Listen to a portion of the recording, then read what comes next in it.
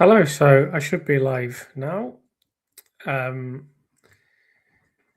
I guess this is a live stream I wanted to do because I've always had this aim of trying to do 3 in a month, which I thought would be really easy, but I've never managed to do it once yet. So I was kind of hoping this might be the first month that I did it, but we'll have to wait and see. I'd have to do another one before the end of the month, but I'll try to do that. So hope everyone is well. I'll just wait for people to arrive. Obviously, quite a lot's happened since the last time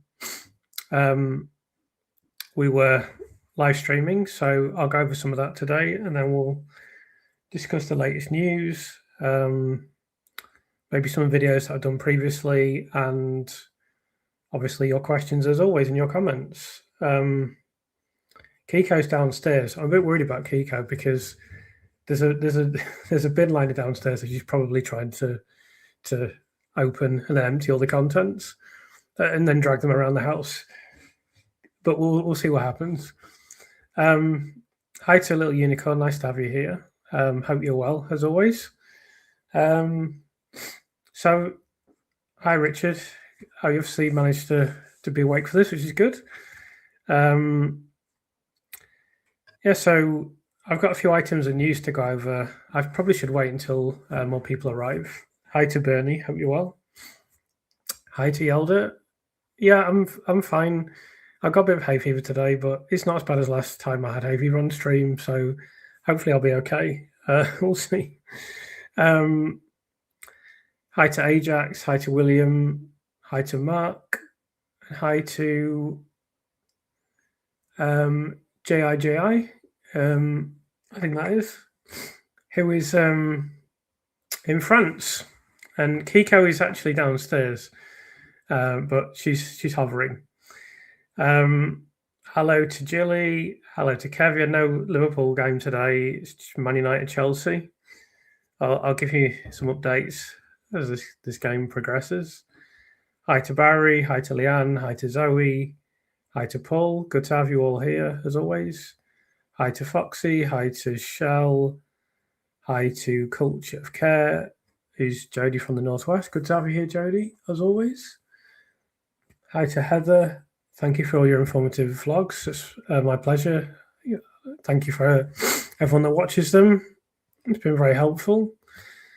Hi to Sinead. Sorry not to see Kiko. I know. The thing is, she can smell rubbish downstairs, so she's just hovering around trying to work out how to break into the kitchen somehow.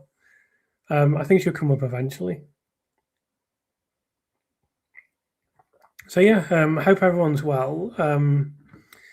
Since the last time we were all together, there's been this Sir David Davis thing where he spoke in Parliament, and then there was a response from Chief Constable Mark Roberts, and then David Davis responded to that. So I'm sure everyone has seen that. Yeah, I'll talk about this in a second. I'll just say hello to a few more people. Hello to Di. Hello to Margaret. Hello to Jeremy. Is it possible from the timing you get hay fever from tree pollen, not the conventional kind? I think so, because it's always worse at this time of year. And then in the middle of the summer, when pollen count is high, it doesn't seem to affect me as much. So I think it's probable that that's the case. But the thing is, you can investigate these things. It doesn't help you in any way. Like, it doesn't help you to know what type of pollen you're allergic to. It really gives you no assistance whatsoever. So I just try and muddle through the best that I can. There's nothing else I can do. I've got better over the years. But yeah, I'm feeling a bit today. Hi to Melanistic Marble. Hi to John Kinsler. Hi to Senor. Hi to Vivian. Great to have you all here. So yes, as I was saying, there's been this Sir David Davis speech, then there's been the response, then there's been the response to the response. And that was, I think by now, not a surprising episode. We expect Cheshire Police by now to respond to criticism when it's public. They don't like that, and they feel the need to let everyone know what they think for some reason. even though this always backfires on them. Like, it never goes well for them. They never learn the lesson.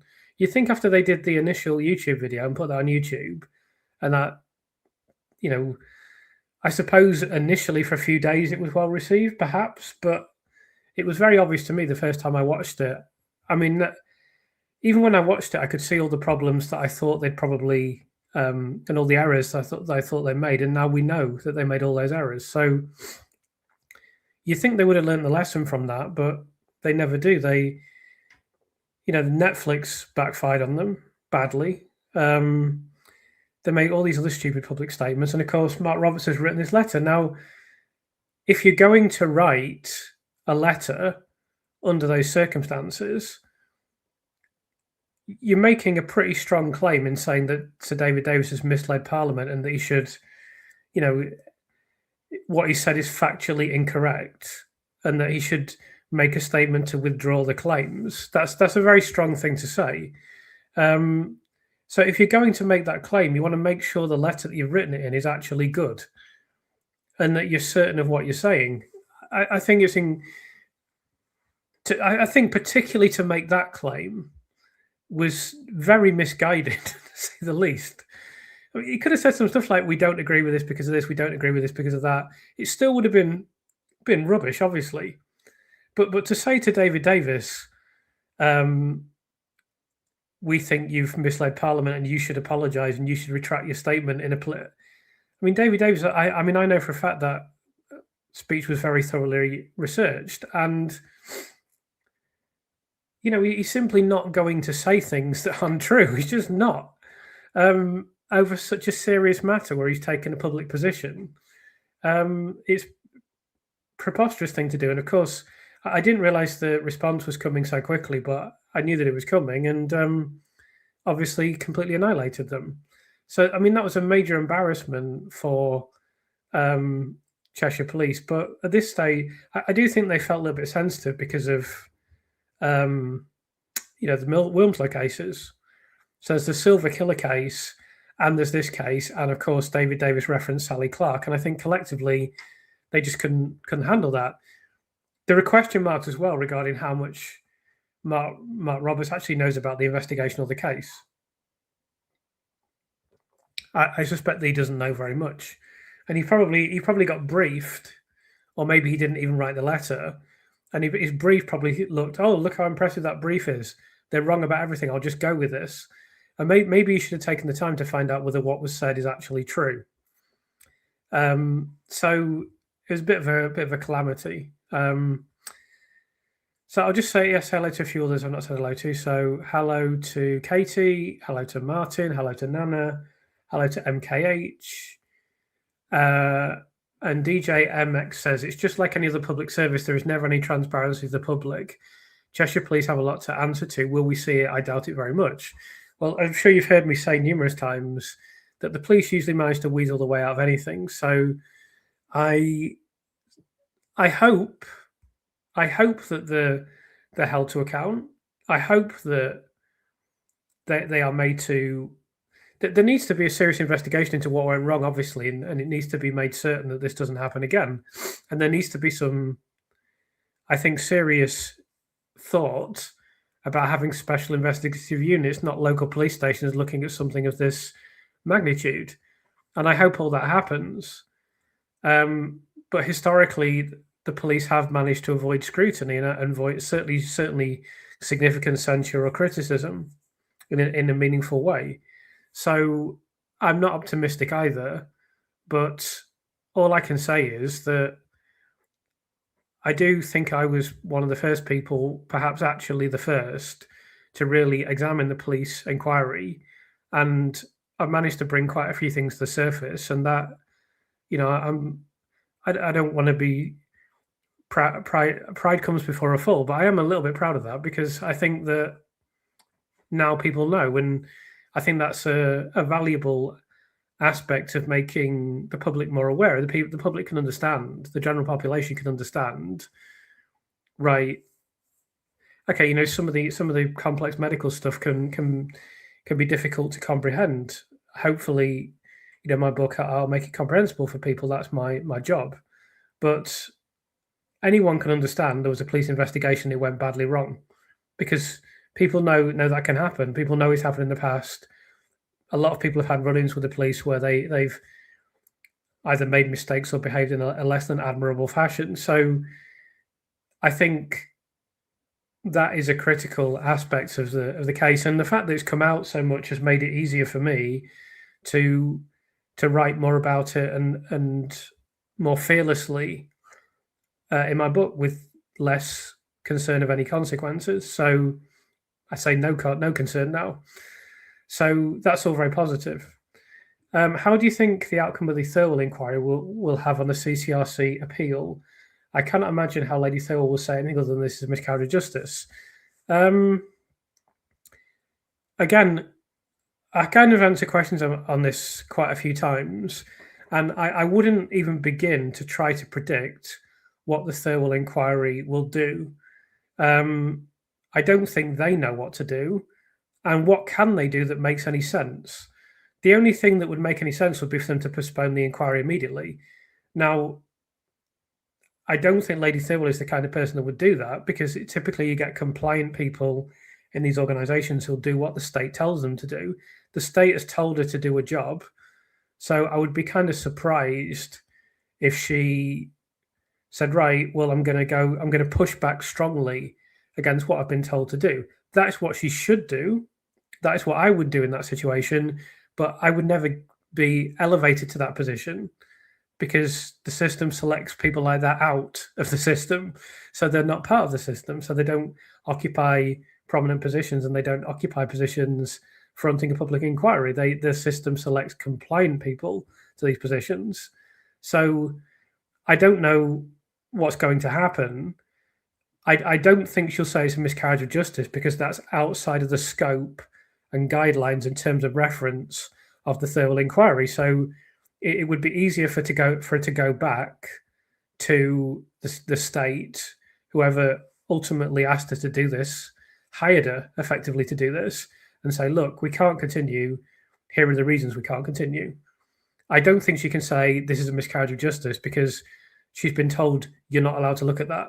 So then she'd lose all her pay, presumably. I don't know how these things work. But if your job is to chair a public inquiry and you go outside the reference of that public inquiry, you've failed in your duty, essentially. So, your salary for chairing that public inquiry would be under serious jeopardy, I would suggest. I just don't know what she's going to do. I mean, they're obviously trying to delay things and just push the deadline back, and maybe they're hoping we can't know for sure, but there could be behind the scenes discussions taking place, and it could be that they're hoping that a decision is made by the CCRC relatively quickly. They push it to the Court of Appeal, and then Lady Thirlwell can say, well, we can't continue in these circumstances because it doesn't make any sense. So she'd be kind of like hoping for a reprieve in that way. That's one possibility. I just couldn't say with any confidence what will happen, but I think that there must be concern within the Thirlwell inquiry. But it's interesting now. I was going to discuss the grievance document. I'll discuss that later, maybe. It's interesting that we're now seeing this critical document where, you have the conclusion from Dr. Chris Green is that Brewery and J-Ram should potentially face disciplinary proceedings. Now, why isn't that in the public process? Why isn't that part of the public inquiry? Why is it only being released now? You could take a cynical view of that, or you could take a positive view. You could say, well, this is very timely that they're suddenly releasing this. Or you could take the cynical view of they've held this back so it's not in the public inquiry. I really don't know, but all I know is that I think it's fine for me to say this. Jonathan Moore, who has joined me on one of these live streams, has written to Thirlwell several times. I think getting stronger in the wording every time. So I know probably other people have. So I didn't feel it was my place to do that, and also haven't had time. But we'll wait and see what happens. But I don't think she'll say it's a miscarriage of justice. But I think that what happens at Thirlwell is going to be intriguing.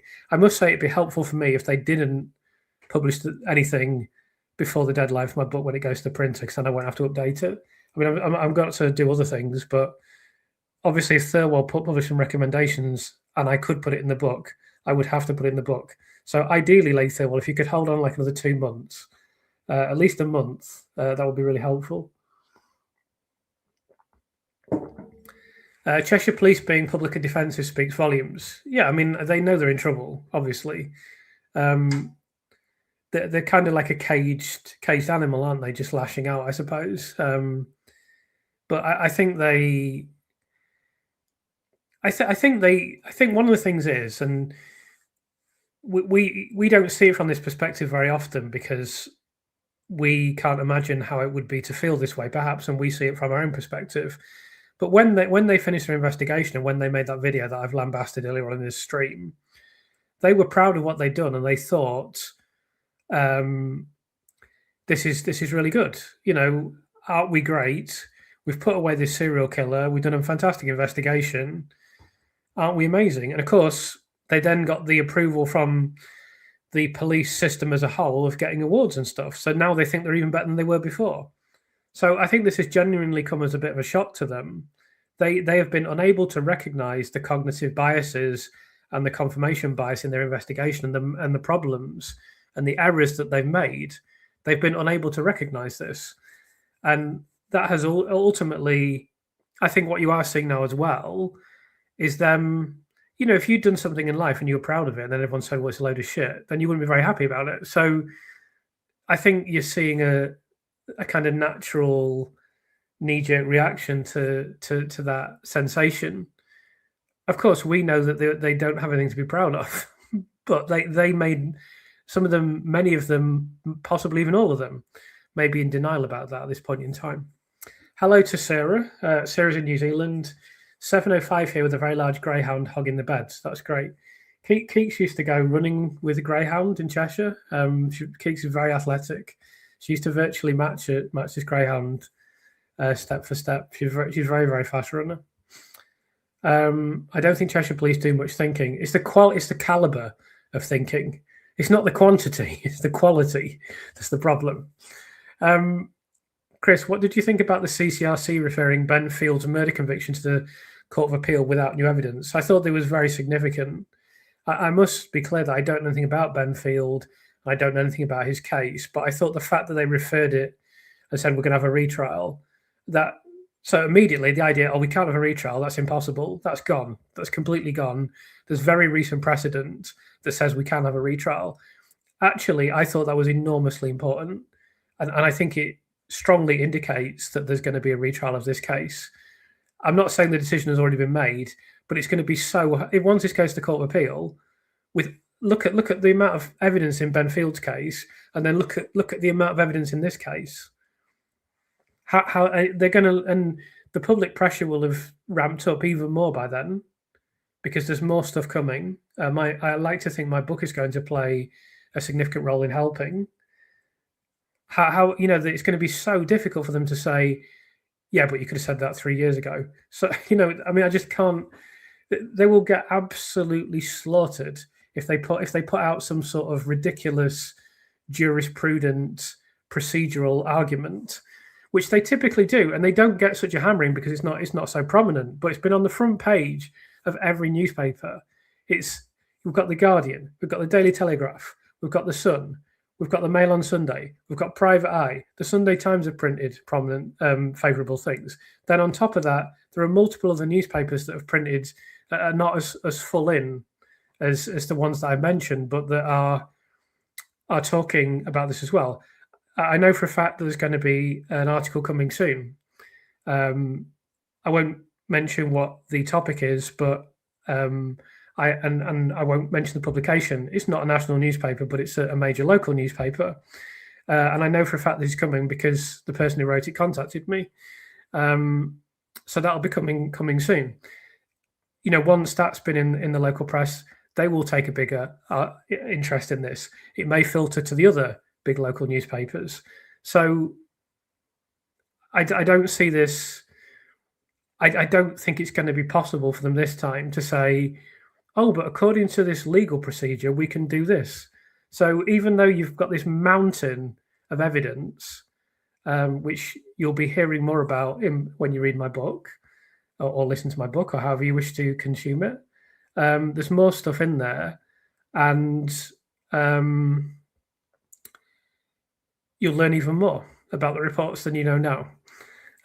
So I think that is in answer to the initial question, I think it's a very important precedent for Lucy's case. Absolutely. I have my doubts the inquiry will be released before the CCRC decision if she can help it. She's certainly very skilled at delaying it. She certainly earned a 500 grand in the way she's delayed it. Except she's probably earned more than 500 grand now. Imagine, like I already consider myself a really fortunate person, but imagine what it's like when you just do a job and you get, as much money or more money than many working people earn in their entire lives. And you don't even need the money because you've already been a judge. So you're already wealthy before you even begin. And if someone goes to you, oh, well, you do this job, you probably get like £1 million for it. I don't know, whenever. Oh, go on then. Like, it must be a pretty good life. No wonder they believe in the system so much. I think I'd believe in the system if I was in that situation. What are your views on Lucy Letby's memory lapses when under cross-examination? Good question. I think my answer to that question would be, firstly, before we look at the specific circumstances of Lucy's cross-examination, we all forget things. We all remember things incorrectly. What we'll typically do, a typical facet of human memory, sometimes we forget things completely, but often what we will do is remember the kind of vague impression of an event, but the details don't stick. I've often used this example of sports people in sport. If they go, they'll often tell these stories, these anecdotes about, oh, there was this game. I heard Jose Mourinho do one about Mario Balotelli getting sent off for Inter Milan. And it was a good story, but I look back at the details and they weren't entirely incorrect. The impression was correct, but the way he told it was wrong. The details were wrong. And you usually get people, oh, we got thumped 4-0. Then you look back and they didn't. They didn't get thumped 4-0. They lost 3-1 or something. It happens all the time. But what has happened is, we don't retain everything in memory like a computer does, obviously. But we will often have an indelible impression of an event, but we can't remember the specifics, even if it's one of the most important things that ever happened to us. So, to use a sporting example again, a really iconic sporting event that I remember was Federer Nadal 2008 Wimbledon final.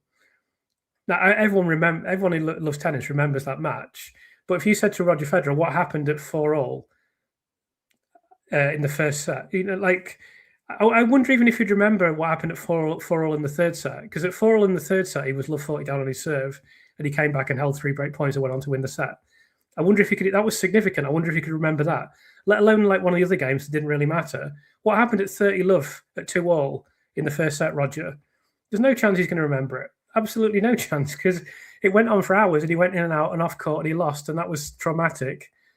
So there's the key word there as well, traumatic. So that brings me neatly on to discuss Lucy's cross-examination. So Lucy's in a highly traumatic situation. She's been in numerous highly traumatic situations. She's under immense pressure because it's all these people watching in court, like Liz Hull and Judith Moritz, going, "Oh, she should do this and she should do that." Let's see you on the stand with your not just on the. You're not just in the witness box. Your life is in the hands of those 12 people, 11 people in the end, because one of the jurors dropped out. It's literally, will I have any liberty for the rest of my life, or will I have no liberty for the rest of my life? Now, in those circumstances, I think even the most icy veined among us might feel a little bit nervous and might get a little bit, on edge about the whole thing. And then, of course, she'd been completely destroyed. By this time, it's 6 years since she'd been taken off the union. She'd been in prison for over 2 years. Lord only knows what's happened to her in prison. She would have been in solitary confinement. She would have been very closely protected. But everyone in prison thinks that she might have murdered a load of babies. And it's only now that probably people in the prison know that that's probably not true.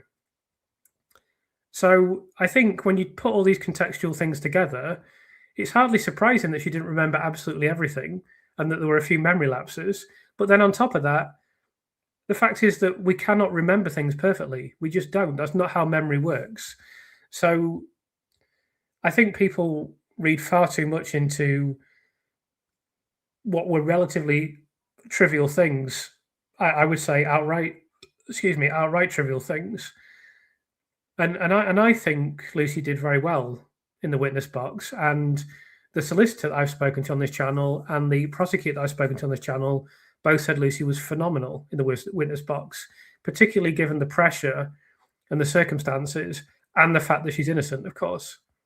So I think we should definitely take all those things into consideration. So I'm really giving long answers today, but hello to Sonic Factory. Love the channel. Thanks for all the great content. It's really my pleasure. You know, I'm so grateful for the support. I never could have anticipated that I get to where I am now. You know, I really enjoy doing the live streams as well. And it's nice to know that people will be here. So, you know, you don't need to thank me. I'll keep making it for as long as I can. And when Lucy's exonerated, I'll still carry on making it probably. Might cut down a bit in terms of quantity, but I enjoy doing YouTube with my limited YouTube skills. The Thermal Inquiry website says a draft will be sent to publishers soon. CCRC could be another 4, 5, or 6 years away. I'd have thought Thirlwell report could be with us by another year. I don't think CCRC is going to be 4, 5, or 6 years away. Let me just turn the light on actually, 'cause it's getting dark.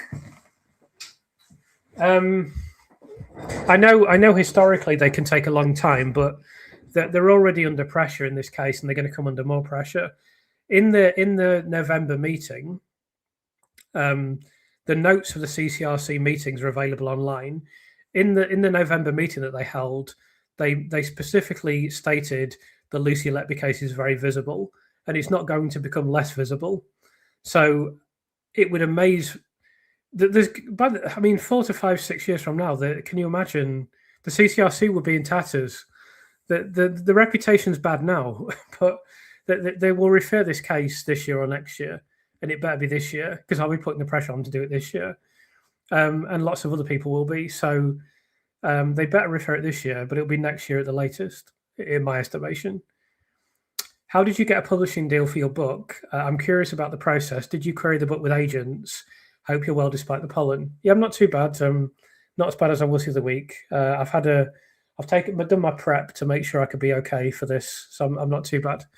In answer to your question, I don't know if I can reveal all of the details, but when you have a book that you believe to be publishable, you have two basic options.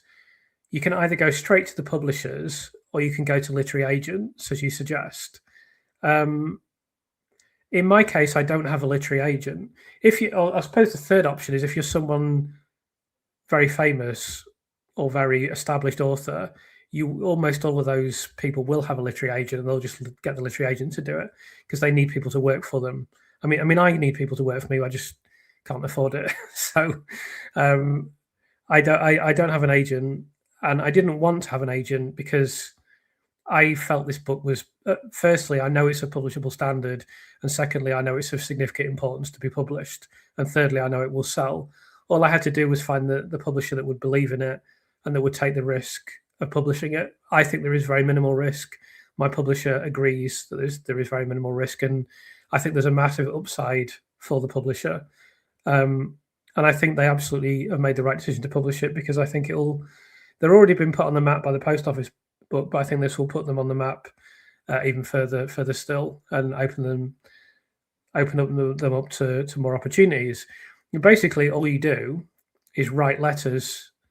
You can get on the phone to them as well, but then they just typically say, write us a letter, and you just write them a letter and try to sell yourself and try to sell the book. And you usually kind of discuss previous published titles, usually explain why it's newsworthy or public, why it would be particularly valid to be published. You try to explain why you're the right person to tell the story, and that's what you do. And you just keep going until you get there. And I must say that I did turn down quite a few offers with this book because I had to find the right publisher.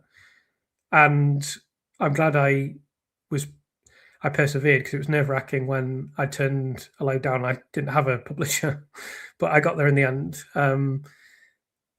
And it's challenging. There were a lot of publishers that would have liked to publish this, but had their reservations, and then there were others that would publish it but couldn't do what I needed them to do, and there were others that didn't want to do it the right way. So I hope that's enough information. There's a few things I can't discuss, but that's as much as I can give you.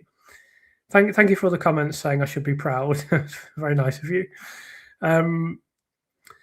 Let's keep an eye on the Manchester police situation. If anyone held to account of the Malkinson case, that will give an idea of how accountable they will be held. My guess is nothing. Difficult to disagree, Kev. I think you're absolutely right in your assertion. Andrew Malkinson comes from the same place as me, as I've mentioned before. Do you think that Cheshire Police writing to all of the Cheshire MPs and the high-profile nature of the disagreement with David Davis is going to lead to more MPs taking a closer interest? So what I would say in relation to this is the private and public position of MPs may be different. I think, although you may not have seen MPs speak publicly, you may find that behind the scenes, they're fully aware of this. Let's just say that. Am I correct in saying that the documents you've been reviewing have come from the Thorough Inquiry? Correct. Yes. The grievance was just published by Thirlwall. I think it was on the 8th of April, but it was a week or so ago. The establishment is on the back foot. Yeah. They definitely are, I think. I mean, I really feel quite optimistic now about the way things are going with this thing that's happened with Field's case. You know, the police have tried to bite back. That means they know they're under pressure. It's mentioned in the notes that they know this is a visible case. We're going to be ramping more pressure on them soon. There's more stuff coming out in the media. There's going to be my book coming out. That's going to be probably in the media. I feel more optimistic than I have at any stage, I think. Will David Davis ask the IOPC to intervene? I can't really give you a definitive answer to that question. All I can say is that I think by answering this letter as quickly as he did and as robustly as he did, he's given indication that he will explore further avenues. I don't know what he will do next, but he won't drop this. I'm certain of that. I read a comment on YouTube from a local saying that everyone they know in Cheshire knows Lucy's innocent. That's interesting. I think more and more people, it's going to become more and more obvious. Just need to keep pushing.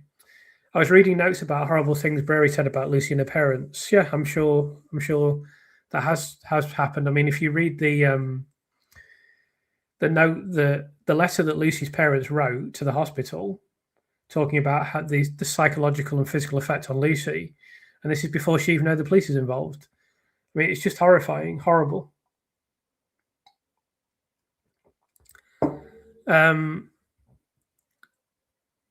Public pressure is on the facts, the truth, no evidence to lock an innocent young nurse up in jail. Absolutely.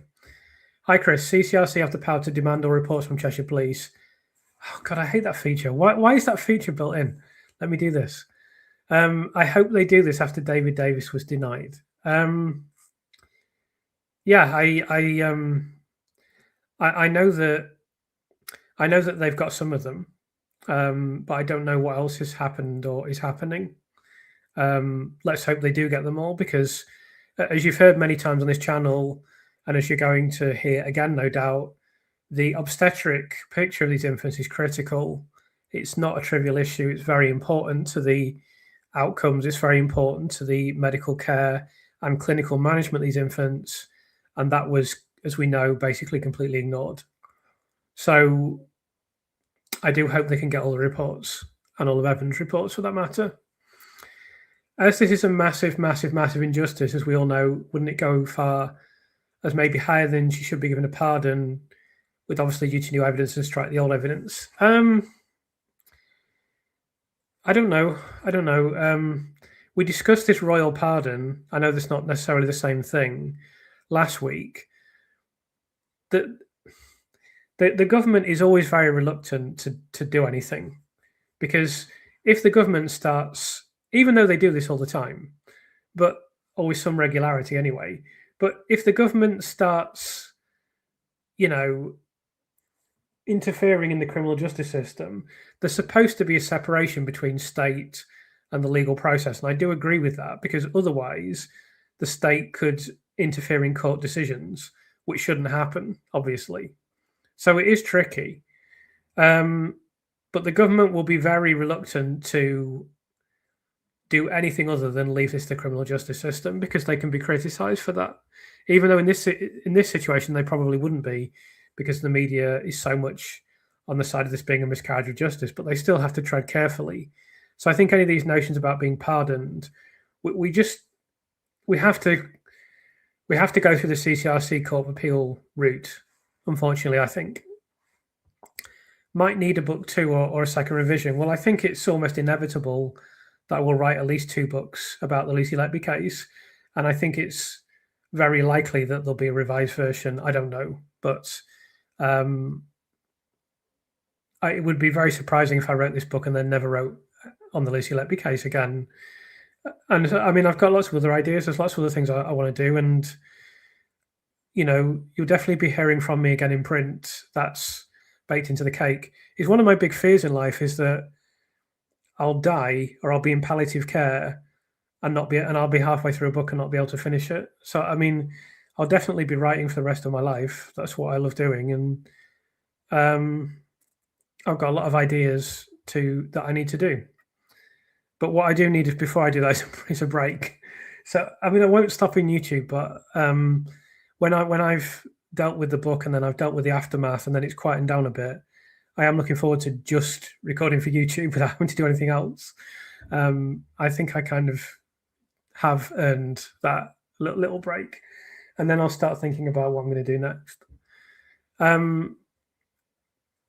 The delay in Thurl is purely down to the facts that were revealed in the inquiry, which has left them in a difficult position.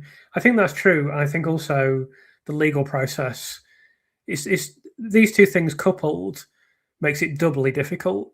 And I've said previously, and I don't think this is even a particularly conciliatory thing to say. I think it's just a fact. She's in a very difficult position, and I'm sure she hasn't got a clue what to do.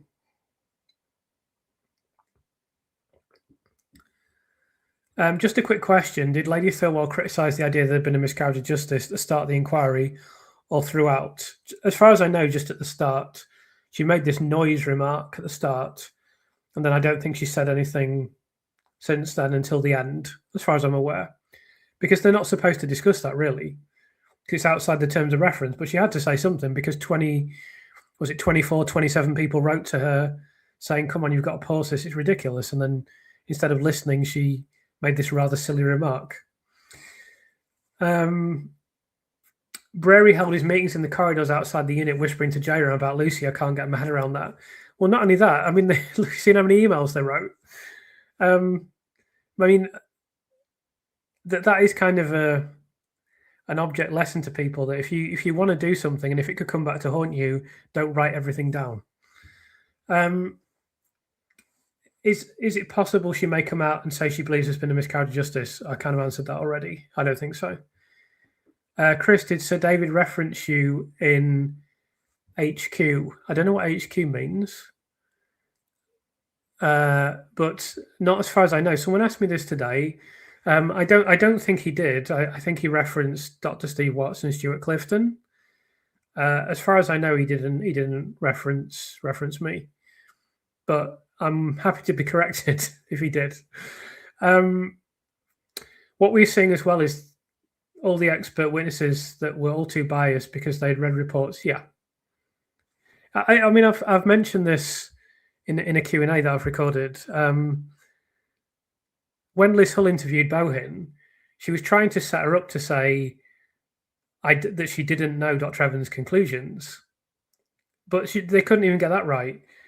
She said, "Oh no, of course I knew his conclusions because I'd read all his reports." I bet Liz was there like, no, like at least get your story straight before you start recording. So yeah, We know now that she read all of his reports and knew all of his conclusions, which I've always said that from day one. We knew that anyway, but now she's just said it in a recording, so she can't take that back. Is it true that McDonald has given the CCRC full disclosure? I don't know anything about that, so I can't comment. Let's scroll a bit down. Hello, Chris. Never a dull moment. So that's Peter Donnelly. He's been interviewed on the channel. Good to hear from you. I hope you're well, Peter. We're always in contact via email. I hope Lady Thirlwell does the right thing for truth and justice, not for the status quo. I think she cannot. She cannot just completely ignore what's going on. She can't. She just can't. I mean, can you? She knows every. I mean, I've been through all the publications that are watching her. She knows that. She's trying to find a kind of elegant solution to the problems that she faces, and I don't see an elegant solution for her. The only solution is to postpone this indefinitely until the appeal is resolved. Whether she has the guts to do that or not, I don't know. Yeah, I agree with you what you're saying about the humanity being zero, but you know, when it comes down to it, most people are pretty cowardly. I mean, you've probably already realized this, but when it comes down to it, most people are not brave. When I talk about that, I don't mean about physical courage, although that's true as well. But you know, most people are not morally and ethically brave, whereby they will do something even if it involves them putting their necks on the line, or if it involves them exposing themselves to circumstances or consequences they might not like. They will act in a very self-serving way all the time, particularly though when the pressure's on. So it's not surprising to me, although I must say, I feel that it's becoming more and more ingrained that people are less and less courageous about the consequences of things, and they're more and more self-serving, and they're less and less objective, and they're more and more reluctant to say that they're wrong. And I'm discussing this today, but I do think this is I think social media and the fact people take a social position, a public position, can play a part in this. Let's go a bit further down. The issues post-court appeal are: will the prosecution offer any evidence, and will they let Lucy out of jail before that decision is made? Yeah, that's the second one. Actually, both of those are good questions. The prosecution will come up with something, and there'll be a lot of procedural arguments, and there'll be a lot of them saying this was argued in court already, and I can think of a couple of other things they may do. I don't want to give them any ideas. So they will offer something, 100%. There is a very strong argument for Lucy to be allowed on house release, but whether that could happen politically, I don't know. But you know, if I have a voice, I probably will have a bigger voice by then. I'll definitely be pushing. Once this goes to the Court of Appeal, people that are more prominent than me will probably be pushing for it as well, I'm sure. But there is a moral and ethical argument to allow her to be on house arrest, undoubtedly. Are you doing your own audio for the audiobook or getting an actor? I'm recording the audiobook, probably next month. I don't know exactly when. We discussed getting an actor, but it was concluded that there'd be a kind of expectation, given I'm on YouTube, for it to be done in my voice, firstly. And also, I am very cheap. So in that respect, I've ticked every box. So yeah, I'll be doing that for the first time soon.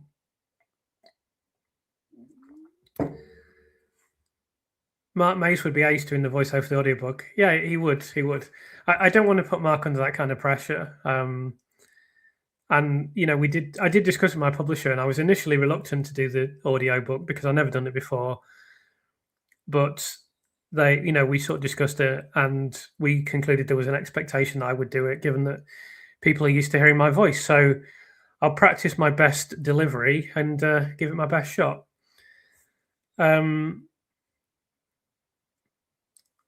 A woman dealing with trauma, especially to have met a memory of immense, a 30-year-old, how can she remember everything that happened 10 years ago? Yeah, it's impossible. It's just impossible. Of course, that's another good point you raise. This was a long time ago. It's not like it happened this time last year, even. So there's just no chance you're going to get perfect recall. Impossible. Let's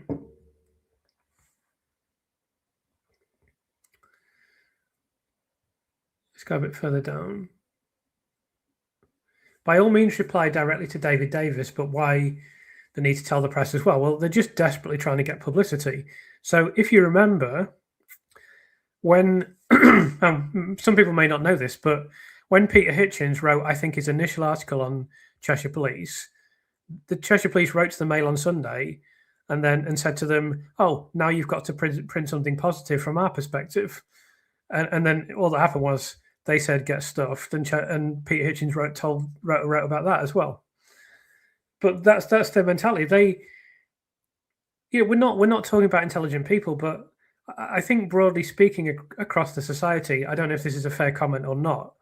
I think it's a fair comment. There is less general awareness about what a healthy society should look like. I feel we're getting further and further away from that every day. We're just creeping further and further away from a healthy society. Not in every respect, but in many. There have been some improvements in my lifetime, no doubt, and it's important to acknowledge those. But I strongly believe, in fact, I would bet my house on it, that it hasn't occurred for 1 second to anyone at Cheshire Police that attempts by them to kind of corral the press and get the press to print favourable stuff in their interest is inappropriate. It's a critical aspect of the free press that it should operate without the intervention of the mechanisms of state, of which the police is one. Now, I don't think there's anyone at Cheshire Police to whom that would ever have occurred. They've probably never heard it as an argument, let alone would they understand the historical reasons why that's the case. So, it wasn't surprising to me that they tried to drop they didn't try. They succeeded in dropping an article in their favoured publication, the Daily Mail, but it completely backfired on them. They're just not very bright. They're ignorant. They're not just stupid, they're ignorant. That's a dangerous combination for anyone. Let's go a bit further down. You've awakened many, many people, young women, mothers, nurses, etc. We are grateful for being made aware of everything that is. Well, I appreciate that. I'm very grateful for the support. And of course, one of my primary goals with everything I do is to be able to convince, to be able to educate and to convince those that haven't heard the full story. I mean, that's, I guess, ultimately the aim of any writer. I know I'm doing YouTube, but I mean, this is as close as you can get to just writing. I try and record the audio as well as I can. I still get the odd message saying it's not very good, but it's so difficult. I'll try and get a better microphone at some point when I have the time. But when you're recording on Zoom, it's just very difficult to get a good quality recording because it's two different feeds being pulled together, and I don't know how to do it. I haven't got a clue, and I certainly haven't got enough money to hire a studio and record it in a studio. So I do my best with the audio, but visuals, are very rudimentary. My editing is, I guess, is not abysmal, but it's certainly not great. So I mean, I'm very much leaning on my research and writing skills and communication skills to do YouTube. So it's always nice to know you've got through to people. I mean, that is the aim of the channel. Is obviously a core audience is people that know about the case already, but I mean that's growing all the time, and I like to think some people have joined who didn't know as much as they do now. Why is the system so lackadaisical? Why does it take so long? What is the explanation for it? People's lives are at stake. This young woman should be out enjoying life, a family, children. It's shameful. Yeah, I agree. So, again, I'm not an expert on this, but let me give you a few reasons. The first one is due to backlog of cases. The reason there's a backlog of cases is multifarious and multifaceted. There isn't just one simple explanation. There are several reasons. Another reason is underfunding of the CCRC. Again, there's many reasons that feed into that. I do believe, personally, I'll be interested to see if people agree with me, but I think one of the reasons is that it's underfunded is that the government it's not a sexy thing for the government because it's not a vote winner. Being tough on crime is a vote winner, not the criminal justice system is failing. And also, they don't really want to shine a light on the fact that the criminal justice system is failing because then they'd have to do something, and they've got enough problems elsewhere, as is probably quite evident. So I think it's systematically underfunded because they don't want lots of cases being overturned. And then the people that are placed in the system are kind of sympathetic to the system or see themselves as part of it, and therefore they have a very self-serving perspective. So that doesn't incentivize them to move quickly. And it's probably some other factors as well. Anything legal just seems to take forever. I think I couldn't exactly explain why, but you've seen what legal documents are like. You've seen how long they are. You've seen how obscure they are. You've seen the labyrinthine arguments they go into. I guess it takes a long time to draft them. When this is all done and dusted, I wonder if Liz Hull will make some sort of humble statement. She trusts the courts after all, so she has to respect the decision. Surely, I suspect she will slink away quietly. So, I mean, I can say this. When this is over, Liz Hull may have a job and she may have a salary. She won't be considered a journalist anymore. I mean, her reputation as a journalist is over. So I suspect she will slink away quietly. There is an overall feeling that shame on the British justice system. We have many failings. Will it ever be able to redeem itself? Well, if this case, if the Lucy Letby case isn't a catalyst for change, then there will never be change. I can't imagine anything bigger than this or anything worse than this or anything more prominent than this or anything that has been challenged more quickly than this. So if at the end of this we achieve no change in the criminal justice system whatsoever, I don't see that ever happening in my lifetime, that's for sure. Surely there has to be some reform on the back of this case. What is the name of the post office book, Chris? I would like to read that. I can't remember off the top of my head. Bear with me. Bear with me a second. It's called The Great Post Office Scandal. There's going to be a follow-up next year as well. The Great Post Office Scandal by Nick Wallace. Yeah. So do check that one out. It's on that one. I think is on Bath Publishing, not Cinto. Like mine is. It might be on Cinto. Yeah, that's on Bath Publishing. But the new one's going to be on Cinto. It's curious, isn't it? She was far from the only one in court who said she couldn't remember details, but it's only suspicious she does it. I mean, that just indicates the bias of the court system, how unsatisfactory the whole process is. It's ludicrous. The crap that has been slung at this young woman that's not even young anymore. I mean, it's no wonder Mark was saying again, he did this interview recently and he said she's a broken woman. I mean, it's hardly bloody surprising, is it?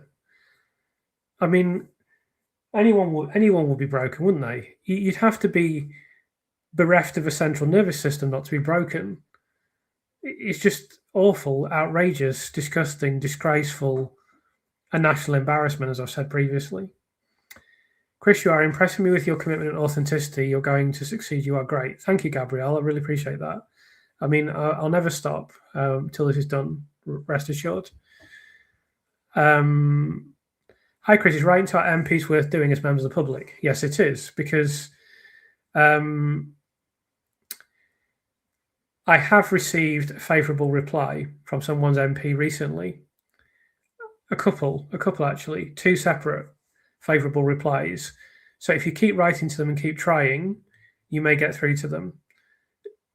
Also, if you receive a reply from an MP and it's a bit of a dead bat, a bit of a fobbing you off reply, just email me. It's lucy_letby_analysis@mail.com.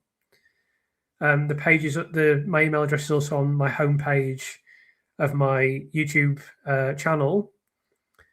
Just email me and say, I got this letter back from my MP. What shall I do now? And I'll tell you what to do. Can I ask your background, occupation, and qualifications?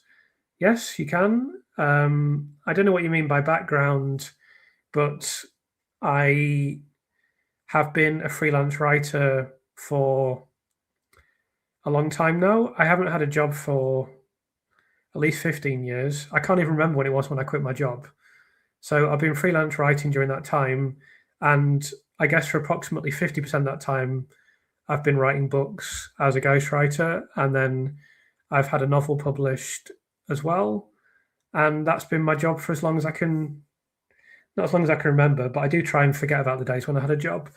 And yeah, what are my qualifications? None, not in terms of academic qualifications.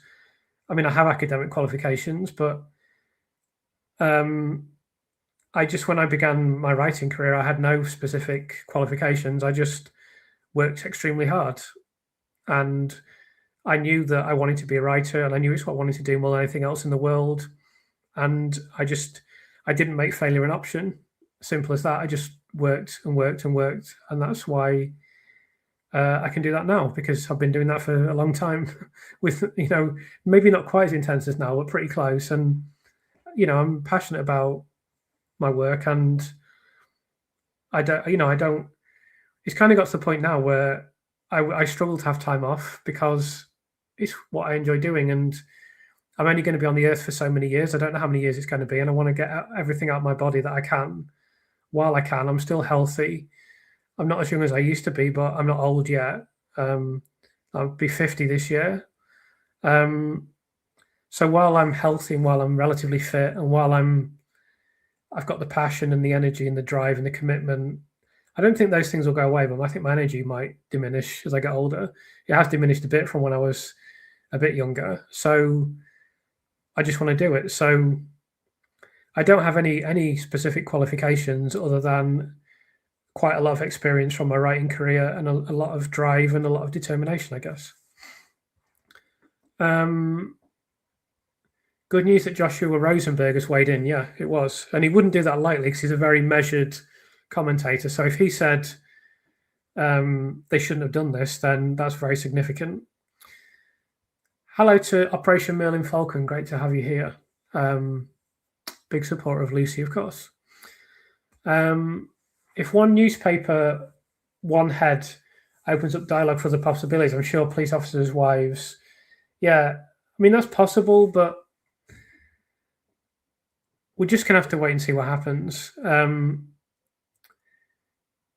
What I can say is Lucy's got more support than she's ever had. Sorry, not more than she's ever had. More support than anyone has ever had. So we just need to keep trying and, keep the pressure up and keep getting things in the public domain and keep reminding people and just make sure that we shift the needle and keep shifting it and keep shifting it. We've shifted it a long way away from the middle now.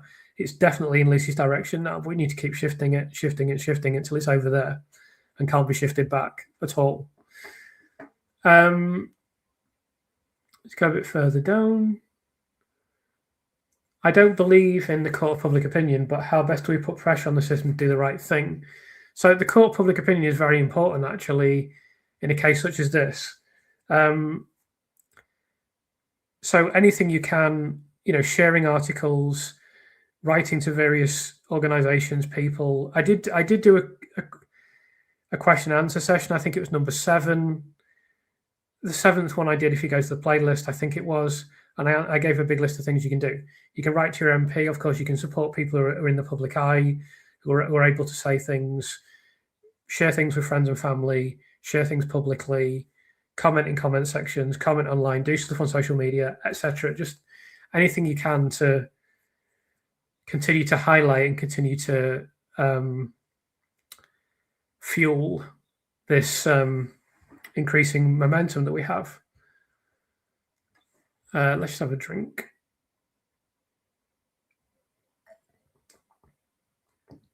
The Law Commission carried out a review last year of the real possibility test, which shackles the CCRC. The recommendations for it to be changed, removed, are due this year. So that's interesting. So I'll look out for that. Of course, the Law Commission recommendations from 2011 should also be enacted. So don't forget the foreign press as well. This affair will go viral. So I'd like to try to make this international and use contacts that I already have in various countries to try to make this an international affair and to make my book international as well. So I'll do the best that I can with that. Of course, it's going to be Britain first and foremost, but I hope that it'll certainly be available. The book will be available internationally, but I'd like to make it big in other countries, or at least gain a footprint in other countries for sure. I think when people came out and stood by the post office people, I think the people started listening and looking. Definitely that is a big asset for Lucy. Again, because people know not only can there be a miscarriage of justice, but it can affect very ordinary people, and also in a situation where there's no crime. So there's no crime in the post office case. There's no crime in the Lucy Letby case. So that is something that they very much have in common. If the CCR refers a case back to the Court of Appeal, can the court just refuse it? Basically just make the same decision as before, or she has to have a new trial? Yeah, the Court of Appeal, they can't make the same decision as before, but they can throw it out and say she's not, we reject the appeal. You know, the CCRC give leave to appeal and the Court of Appeal assesses the appeal. So the Court of Appeal absolutely can say, we reject your appeal. That's what they're there to do. Or they're already also theoretically they're there to approve appeals, but they don't do that as much. So, but we're told that once you get through the CCRC, most appeals are upheld. But I've seen quite a few fail recently, so we'll just have to wait and see. But I think the signs from the field case are very positive for us. On Malchus, so one problem is time. For there to be accountability, you need the people who took the decisions to not be working. Roberts, Hughes, Stonier, Johnson, others are still around. I mean, typically that's true, but I don't disagree with you. But you've got to remember, and I must emphasize this, Lucy has got, this just does not happen. It does not happen where you have multiple newspapers running campaigns simultaneously on both sides of the political divide, in the broadsheet press and in the tabloid press, then other publications, then multiple documentaries. The amount of, the ITV documentary was the most streamed current affairs program, and it's so quick as well. It's so shortly after the conviction. So when you take all that into consideration collectively, I don't think this is going to be one of those where people have to die before it's assessed. I think there's going to be enormous pressure on the criminal justice system, no doubt. And I agree with Paul that the time it's taking will be soul destroying for Lucy, but at least she has hope. When she went to prison, she thought she was going to be there forever and she had no hope. Now she can think, well, I've got a bit of hope, or even perhaps now a significant amount of hope. So hopefully she feels a little bit better about the situation that she did. But I agree that it needs to be dealt with sooner rather than later. My family, friends, and I are looking forward to reading your book. Well, thank you very much. I do appreciate that. Obviously, if they could all buy copies, that'd be great, and do reviews. Reviews are critical, but I'll leave that entirely up to you, of course. But yeah, if anyone can review the book on these online platforms, Amazon, Waterstones, wherever you purchase the book, of course, that would be enormously appreciated. It's very important that it gets strongly, heavily reviewed. Yeah, it's incredible this has dragged on for 10 years already. Lucy's been dealing with this nightmare scenario for 10 years now. She's been through absolute hell. So halftime score is Chelsea 0, Manchester United 1. Mateus Cunha has scored for Manchester United. It's not going well for Chelsea at the moment, but they've still got 45 minutes. How Hello, Chris. Thank you for keeping going. Never give up. Much appreciated. Thank you, Jane. And I definitely never will. I will be here. I'll be doing this for as long as I can. Not as long as I can, as long as I need to. The CCRC do have the power to, I think you missed a word out, but it could be overturn a case under exceptional circumstances, although they've never used this in 30 years. Let's go a bit further down. Thank you for the comments, Di. I really appreciate that. Hi to Rachel. I'm really glad you sorted the browser out, because if it wasn't the browser, I was very short of other ideas. So I'm really glad it was the browser. That's good news. So I'm glad you can comment now. I look forward to reading your comments today. Hi to 19 nurses. Really appreciate you being here as always. I know she's saying that I'm not cheap. Well, I did speak for free, as far as I recall, and I'll be doing the audiobook for free. So you can't say fairer than that. But I guess that's for other people to decide. Yes, I hope people enjoy the audiobook. It's going to be a completely new life experience for me. You go into a recording studio.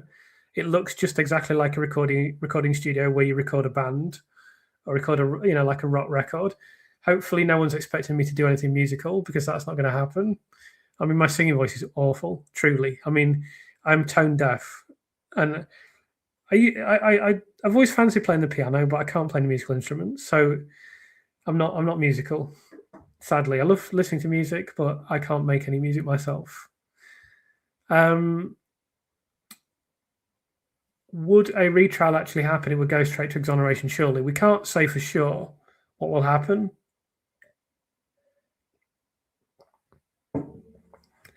I just can't say. We can't say for certain. I can see the arguments that there wouldn't be a retrial, but also it's going to be. Mark McDonnell said he believes that the prosecution will ask for a retrial. We've just seen in the case of Field that case went for a retrial, so that gives indication there might be, but it's going to be so difficult, as we know, for the prosecution to put a valid case in court. So it could be that the prosecution requests a retrial and the Crown Prosecution Service says, well, actually, we can't do that. That's possible. But we'll just have to wait and see. I don't think that far ahead. I never think of, or very, very rarely think about the day Lucy's exonerated. I just think about one day ahead. What am I doing tomorrow? I'm doing this. Do that to the best of my ability. Think about the next day after that. Sometimes you have to think a bit strategically as well, but I don't think that far ahead typically, because it's a long way away still, and there's a lot that has to happen. So let's cross that bridge when we come to it. Hi to Claudia. Good to have you here as always. Claudia's in Italy. Don't you think it's very important that not only Lucy's free, but that her good name is restored to her? Yeah, and I would imagine that's really important to Lucy. Now, I have heard on very good authority from someone who knows Lucy well that she would be unlikely to want to appear publicly, and do interviews or even do a book. However, she will have changed a lot over the last 10 years, so it's difficult to predict what will happen. But I think she should absolutely be entitled to have her say. We'll just have to wait and see what happens. But I'm certain that I think it would be important to Lucy, and I'm speaking as someone who has never spoken to her and doesn't know her, but I do think it would be important to Lucy for her to. I think she would want to be viewed as a good person, and I think that is another aspect of this that would have been incredibly difficult for her. The fact that her name was besmirched and in such a dreadful way. So I agree with you. I think that would be really important to her. I absolutely agree. Let's go a little bit further down. Just talk the book as you talk now, mate. You do brilliant work always. Thank you. I'll just do my best. I mean, They'll be there to hold my hand. I'm sure it'll be fine. Regarding the persistent rumours surrounding those who attended the Welsh Paediatric Conference, have you tried to get a copy of the list of attendees? No, I haven't, because that will be top secret now, and they wouldn't give one to me, of all people. I think it's interesting what happened there. I've obviously covered what I can in relation to that. I think you've seen that Susie Holt was there. We don't know who else was there. We probably never will. It would be interesting if we found out, but it wouldn't help Lucy. It'd be an interesting thing to tell the public, and it'd be an interesting story, but it wouldn't help exonerate Lucy necessarily. So, they let's say there were certain individuals who were there. They can all just say, "Oh, we didn't discuss Lucy's case." How could you disprove that? So it's interesting, and it'd be an interesting item of information for us, but it wouldn't be decisive for Lucy. Certainly not. I'm actually, hold on a second. So I don't know if people saw my tweet this week, but I tweeted something important, so I'll tell you about this. I'll read this out. So someone was posting something about me on Twitter, which I would never have seen, but someone showed me it. And basically what they said was that I was going to receive reports from the defence, and that I was going to share them on YouTube, supposedly. So I just wrote, "It has been brought to my attention that someone has suggested reports from the defence of Lucy Letby have been or will be shared with me. I wouldn't have known this because I don't follow anyone on this platform. I only see things when they are cited by others. Firstly, no one contacted me to ask whether or not this is the case, and the claim is based on what can generously be described as baseless speculation. As mentioned previously, I have received thousands of emails from people who believe Lucy Letby to be innocent and/or that the case is a miscarriage of justice. I am still yet to receive one from anyone that believes Lucy Letby to be guilty. It seems to me that if you're going to make such extraordinary claims, particularly when you have styled yourselves as a supposed fact checker, that you might make the most rudimentary attempt to confirm whether or not there is any basis for them. But considering that the foremost journalist clinging desperately to the conviction is Liz Hull, and she rarely makes any effort to contact a primary source, I would have written never, but she did actually contact Sir David Davis the other day. Perhaps this isn't hugely surprising. Secondly, I am not affiliated with the defence in any way.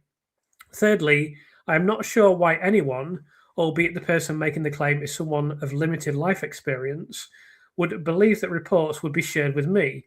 Even if they did believe this, I am equally unsure why anyone would think that I would examine them via a social platform. However, I will say this. The distaste that the elitist legal system has for public scrutiny is equally distasteful for me.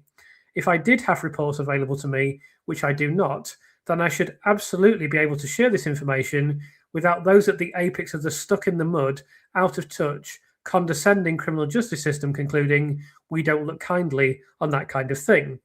I don't look kindly on the fact that everything the legal system does is shrouded behind a veil of secrecy, and anyone that doesn't dutifully submit to this noxious culture is viewed as a dangerous insurgent.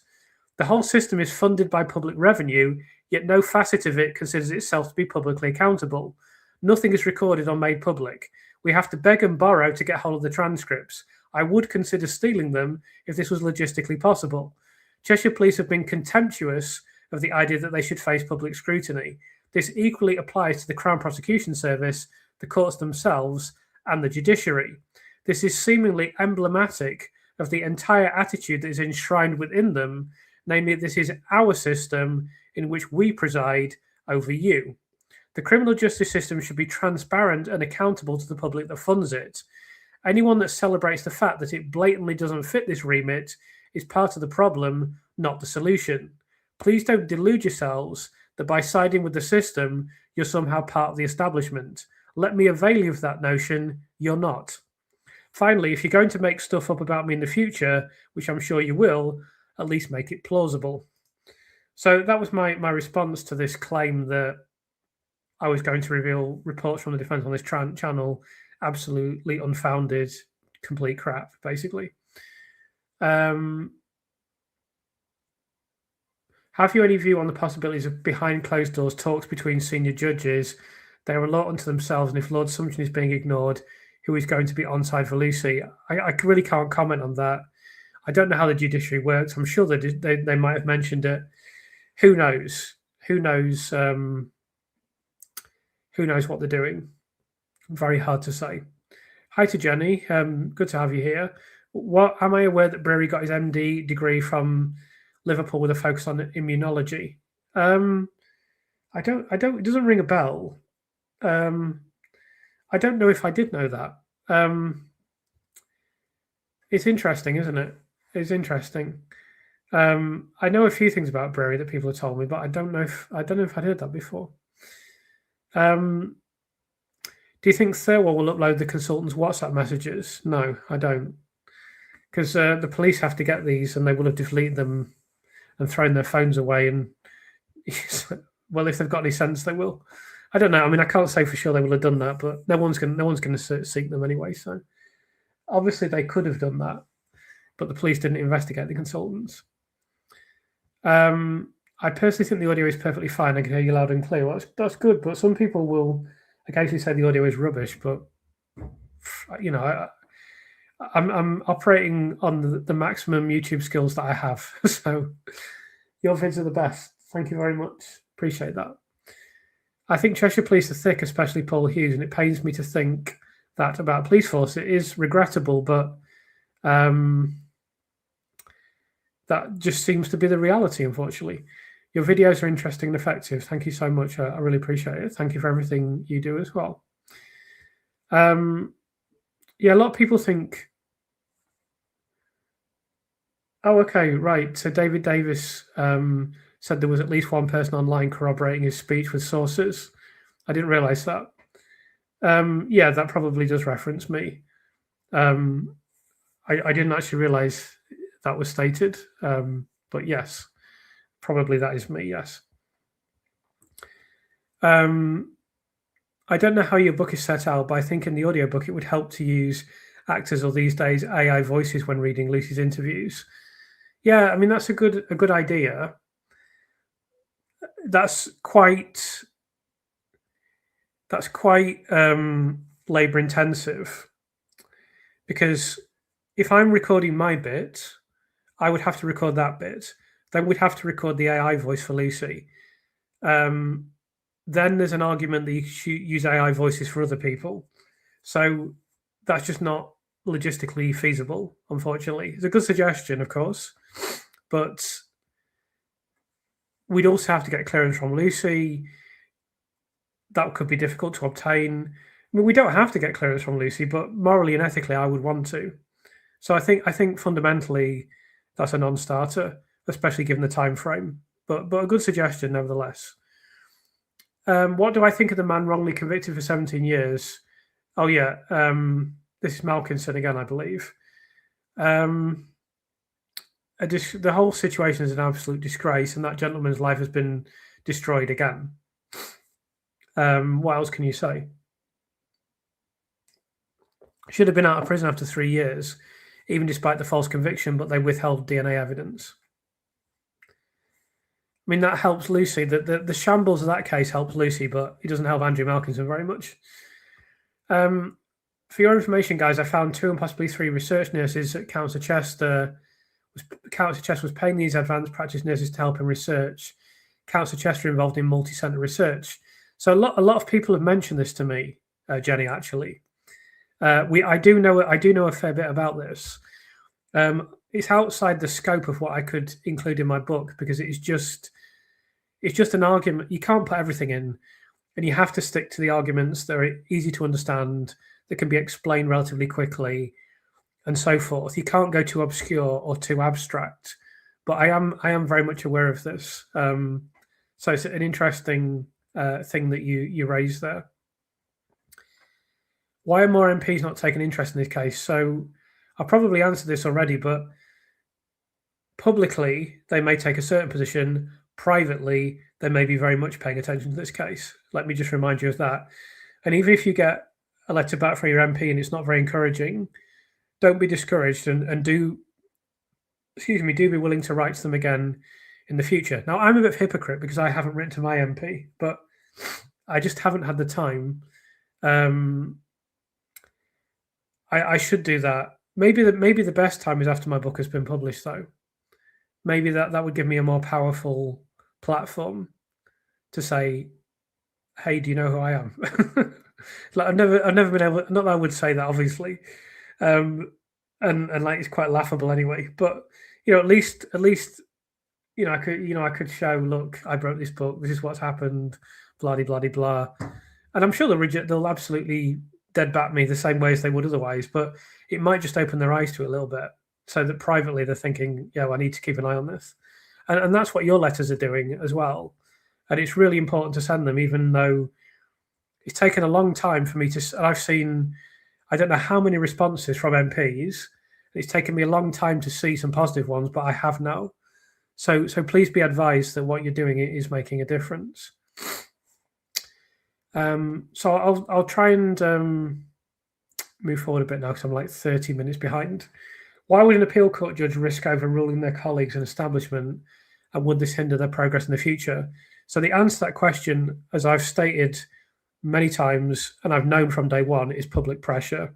So they are always thinking about faith in the system itself, and they also know, they're very much aware that there is a very small number of people at the apex of the criminal justice system, and then a very large number of people beneath the criminal justice system.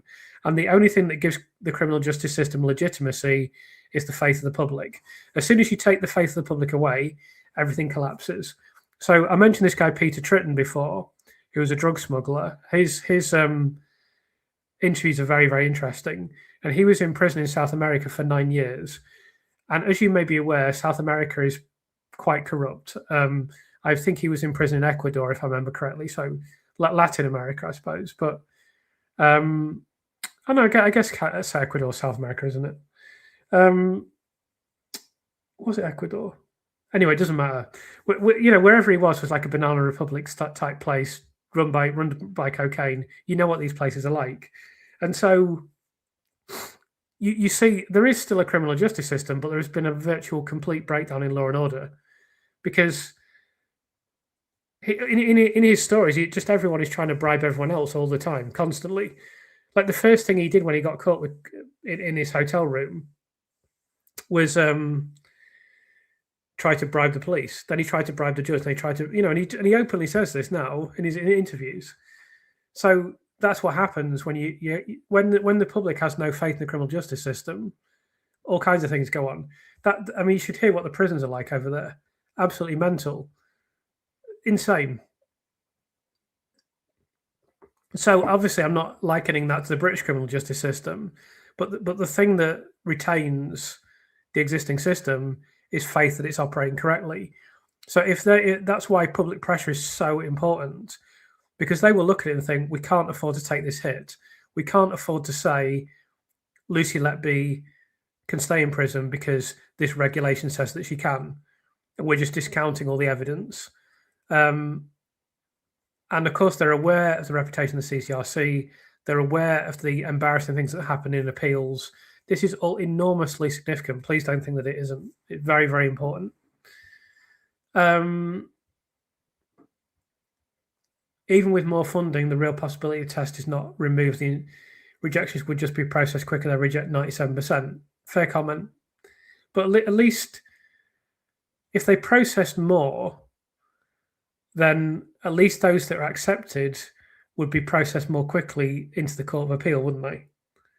And maybe if they didn't have such a backlog, they'd be more open to accepting more. That's possible. Do you think grounds for appeal will be widened if and when Lucy's released? Good question. Very difficult to predict. Again, the system will be reluctant to do something like that because they always think, we've got our system, it works perfectly well, we don't want to change anything. So they'll be resistant to something as fundamental as that. But there could be an argument for that. I really don't know. I couldn't say for certain, but it's a very interesting question. Yeah. So comment about the jury system.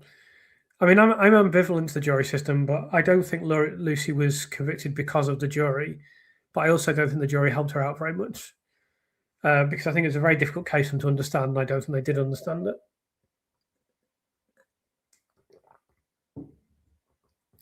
So, a question about David Wilson here and the Scottish guy. I don't know too much about this. I've not followed David Wilson nor seen anything on David Wilson recently.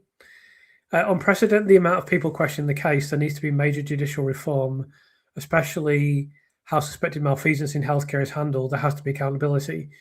I agree, and I think the Lucy Letby case will give her a lot of leverage to achieve that. So I'm hopeful that will happen. I think it will be very difficult for them to just brush this under the carpet and say everything's fine. But I don't want to make any predictions about what happens precisely because there's always systemic resistance to change. That's why it's so difficult to achieve change because no one wants there to be change because they don't want to have to do anything. They think there's a system, it works. We just need to make sure people have faith in it, basically.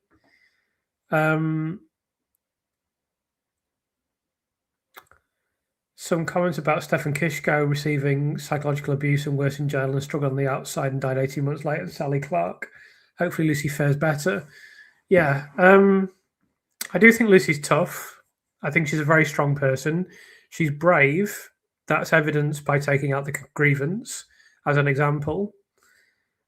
All the information we have indicates that she is adapting as well as can possibly be expected. So I'm hopeful that she can adjust on the outside.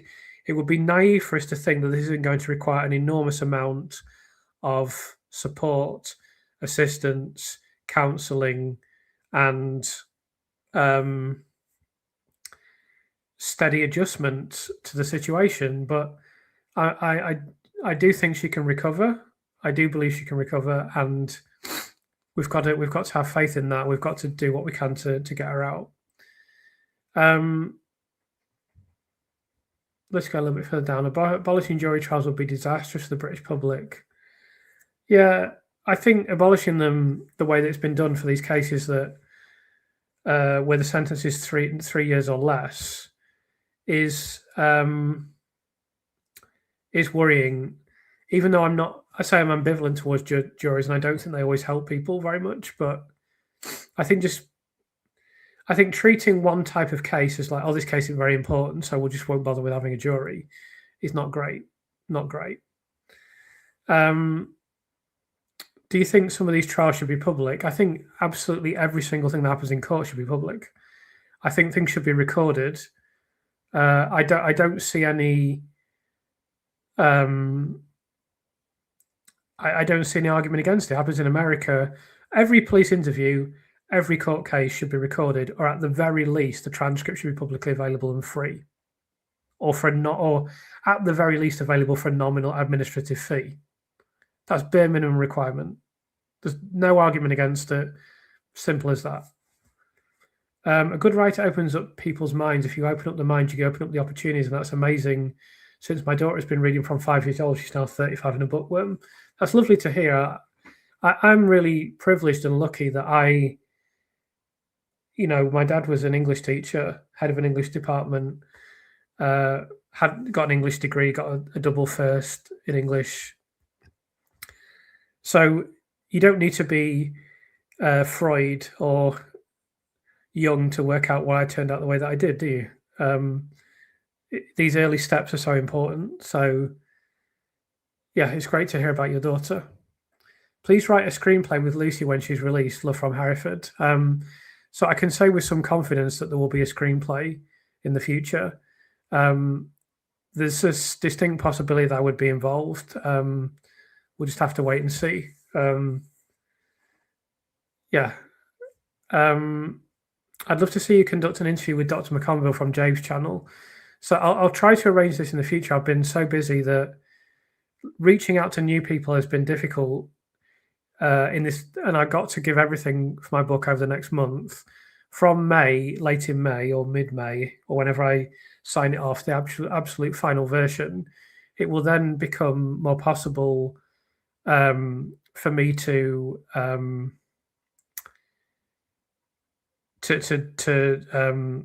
focus my effort and attention on this YouTube channel. So then I'll get more people in then, more guests and so forth. Hello to Topsy Turvy. Great to have you here. Thanks for joining. Thank you for kind words from Patrick. I love that novel, by the way, that and the film, particularly the film. The film American Psycho is a favourite of mine. Very funny, very, very clever. The novel's not as funny, but it's an interesting book, a bit gory. But the film is probably the only. It's anything I can think of where I think the film is better than the book, even though I do like the book. But I think the film's outstanding. Don't worry about qualifications. Your depth of research and your ability for detailed analysis is very commendable. Thank you. I really don't worry about qualifications. They can be useful, but I've been a writer for, as I say, as long as I can. I can't remember when I started, but it was at least 15 years ago now. And no one's ever asked me for a piece of paper ever. So I don't really worry about it. So I've seen this comment that someone thought I was in my early 30s, which is very touching. I know I look a little bit younger than my age, but I sadly am not 30 anything. I'm 49 years old and I'll be 50 this year. In fact, I'm 49 and a half quite soon. So where do you get your motivation, dedication, and commitment from? So I probably kind of answered this earlier, but I think that for starters, if you're going to work from home, you've got to be self-motivated because you could do anything else other than work. So that motivation has to be there. I think for me as well, something I've always done, two things. The first thing is I always remember all the jobs I did and how much I hated them and think I never want to go back to having a job because I could never find anything that I enjoyed doing. So you've got to make a success. I mean, I basically knew when I started writing, if I don't make a success of this, I'm going to be mildly unhappy and sometimes more than mildly unhappy for the rest of my life. So, and I knew that 100% because I'm just not suited to being in the corporate world or in any kind of 9-to-5 office job. And I couldn't find anything I wanted to do that I was passionate about. And the one thing I could think of was writing. So I thought, this is your one chance to do something that makes you happy. So that's always a motivating factor. And I walk past people in shops or, like you might see builders or people digging up the road or whatever it might be. And I'll just remind yourself, and I'll say this to myself all the time, don't think you're too good to do that. You're not too good to stack shelves. You're not too good to dig up the road. God help me if it's my job to dig up the road. Or anything like that. You're not too good for that. That can be you doing these jobs that are, not usually well paid, very hard work, generally thankless, and so forth. So don't take what you've done for granted and don't take what you have for granted. Always work hard, always. So that's where it comes from, broadly speaking. And then I will say on top of that, I feel immensely passionate about this case and I won't stop until this is over. So it's really a combination of those things, basically. If the CCRC can use the safety valve mechanism without requiring any new evidence, why don't they just do that with this case? So they might, but I think this case will go to the Court of Appeal. I don't think we need to worry about that too much. This is no mean feat what you've done with this channel. You're owed many pints if you take a drink. I like a drink. I've got to tell you, I am a lightweight because I had a stomach operation, which is called a fundoplication. And it really, I wasn't great before that, and I'm not great after that. But I do like a couple. I do like a couple of beers or a couple of glasses of wine, a couple of gin and tonic. I love champagne. Don't drink that very often. I'm from Lincolnshire. I mean, it was not the done thing to drink champagne at all. But I love a glass of Bollinger. It's my favourite. So yeah, if you want to buy me a pint sometime, if I'm ever in a pub with you, I can drink one or two, but I'm not very good at drinking. But I'll definitely receive one gratefully. Have you considered journalism? I think you'd be ace. Well, I guess that I may this writing this book may in the future open up some opportunities to write in the press a little bit. Um, I wouldn't want to be a full time journalist because I'm a writer first and foremost, and that's what I love doing. And what I love about writing is, or writing a book, is you take a subject and you just drain it, like you just excavate that subject, you pulp it like an orange until there's nothing left, and then you just move on to the next one. Now, with this, going to be a bit different with this one because I'm obviously still going to be around for Lucy's case, and I may do more in the future. And also, my future work is going to be in this space, niche, field, however you want to describe it. So it's slightly different in this case, but I do think I'd be a good journalist. But I'm really married to writing and being a writer, and now I'll have the opportunity to be an author. So I'm not. I mean, I wouldn't. I definitely 100%. The type of journalist Lucy is, where she's doing investigative journalism, and she's not tied to a workplace. And yeah, that would appeal maybe. But I wouldn't want to be a newsroom person sitting in the office of a newspaper. I did do that as a work experience, and I didn't really like it that much. So eventually, I found the thing that suits me and suits my temperament. So I'm happy with that. So someone mentioning about a parent changing their mind, that would be helpful, but I don't think it's very likely that will happen for several reasons. I think that I just don't think we can expect that to happen. I think it'd be very difficult for the system, for the parents rather, to get over what they've been told. And also, it's clear that the lawyers are. They've been, and I will say this: if I'm on a public stage, I will say, please get in contact with Mark McDonald. Please get in contact with David Davis. Please get in contact with the experts from the panel. Please get in contact with other experts. If you absolutely have to, get in contact with me. Please speak to someone, because some of your children should have survived, and they didn't survive because of mistakes that were made. But whether that will be enough, I don't know. How long do you think this will take with Lucy? The best case scenario is this year. That's very unlikely. I really don't think that will happen, but there are scenarios where that could happen, but I don't think it will. It's not completely inconceivable. It could be next year. That would be quick, but it's possible. It depends on various things. The case can collapse, in which case it'll be quicker. If it goes to a retrial, it can be quicker. It can be longer still. It depends on the length of time the CCRC refers. It depends on the length of time for the Court of Appeal to look at it. It depends on the time of getting a court date if there's a retrial. If you put all these things together, it can be anything from this year at an incredibly optimistic scenario, next year is more realistic, and then it could go as long as 5 years from now. That's awful to think, I know, but we've just got to do the best that we possibly can. Hi to Pat. Good to have you here. On a lighter note, what do you think of ice cream, iron brew, or matcha green lattes that cost £5? So I've never had ice cream, iron brew in my life.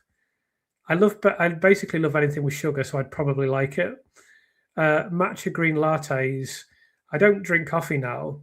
I used to be a caffeine addict, and I knocked it on the head. I do enjoy. Do you know what? Every few months I'll have a cappuccino or latte, and I tend to have cappuccino because I like the chocolate sprinkles, or the thing they put on top. I probably would enjoy a matcha green latte. I don't know what it is exactly, but when I ever have a coffee, I do enjoy one, but I don't have them very often. I'm buying your book for my MP. He's a practicing NHS doctor, and hoping this means the case chimes with him more. Thank you for doing that. Hopefully he'll have a look and be interested. How would Lucy get a job after this? she will receive massive public support. We will do something for her. We will do a fundraiser for her. That's a certainty. She will have the opportunity to get compensation. There'll be enormous public pressure that comes on the system to give her compensation. She will have the potential to receive money from a film publication. I've said numerous times, if she wants to do it, I will write a book for her and I'll give her the book and I'll just ask for a ghostwriting fee. Lucy's not going to have to worry about money. Don't worry. Are you going to do a book signing tour? Very likely, yes. That's still to be arranged, but it's very probable that I will. I mean, I certainly want to, and if I can, then I will. It's just the details have to be organised. So I don't want to say definitely yes, but very, very likely yes. Do you think the poor parents are hampered by being represented by a prosecution biased legal team? Yes. I've already answered this. The answer is simply yes. I've pre-ordered the hardback book, but I never have time to read it, so I'll probably listen to the audiobook on its release, but just wanted to share my full support. Really appreciate that, Rachel. I know quite a lot of people are saying they'll buy the audiobook as well as the physically printed book, so that would be very much appreciated, of course. I know people love audiobooks as well as written books. I'm just getting my Twitter thing here because someone's asked for my handle. Just bear with me. Here we go. So whoever's asking for my Twitter handle, I've put it in the comments. It's at 9:41 for anyone that needs to see it. So David Falcon is saying something indicating that Lucy's guilty. Everyone needs to move on. Why do we need to move on, David? We know that Lucy's innocent and we feel very passionately about this. So I think you just saying that we should move on is not really going to have much of an impact. In terms of the 14 doctors' findings not being independently scrutinised, that's very poorly founded. There's 31 experts in this panel. The quality of work produced by this panel is so much better than the work that was in court. They barely belong in the same universe.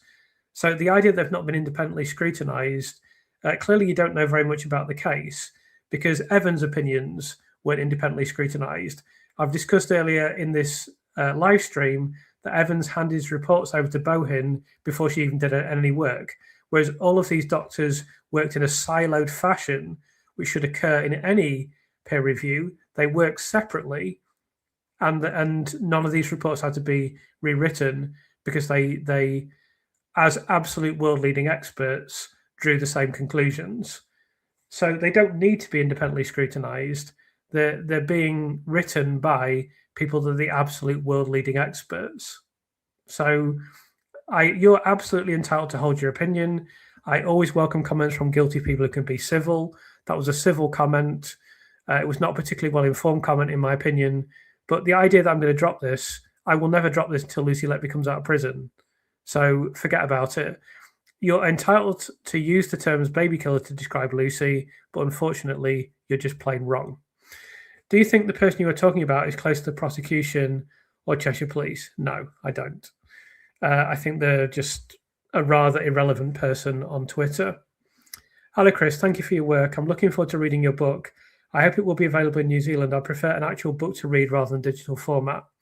So we'll do everything we possibly can to make it available in that part of the world. It is my intention for it to be available in every English-speaking country as a bare minimum.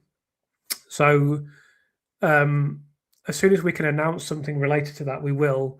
The distribution is complex, but we'll do we'll make sure it is available in New Zealand and Australia and United States and Canada as a bare minimum in some capacity. But I want the distribution to be as strong as possible so we can make it as available as we can in those countries. The thing with the internet, even deleting it, is still there, the screenshots of what you said. Absolutely. This is something Dr. Evans doesn't seem to understand. Morally and ethically, two words that are wholly missing throughout life these days. Lovely to hear them. Just came across your live, so hi and thanks, Sarah. Thanks for being here, Sarah. I'm glad you saw this. Yeah, I think these words are indeed in short supply in the society we live in nowadays. Mark May's made extensive efforts to find out who the attendees were at the paediatric conference. Too much of a coincidence. Yeah, I mean, we'll never find out. So I've decided not to invest too much effort into that.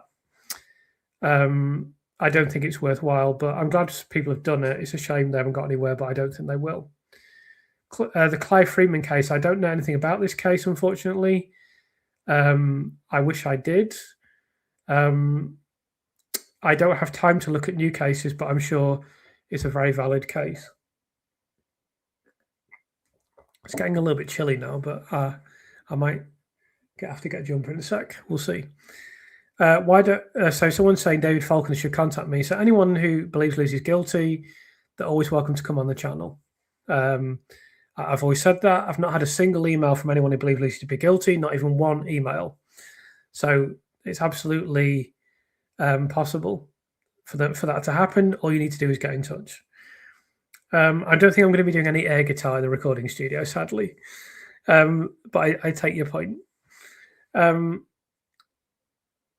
I do find it hard when you're reading things like interview transcripts between the transcript and when you move to your opinion. I try to make that as clear as possible.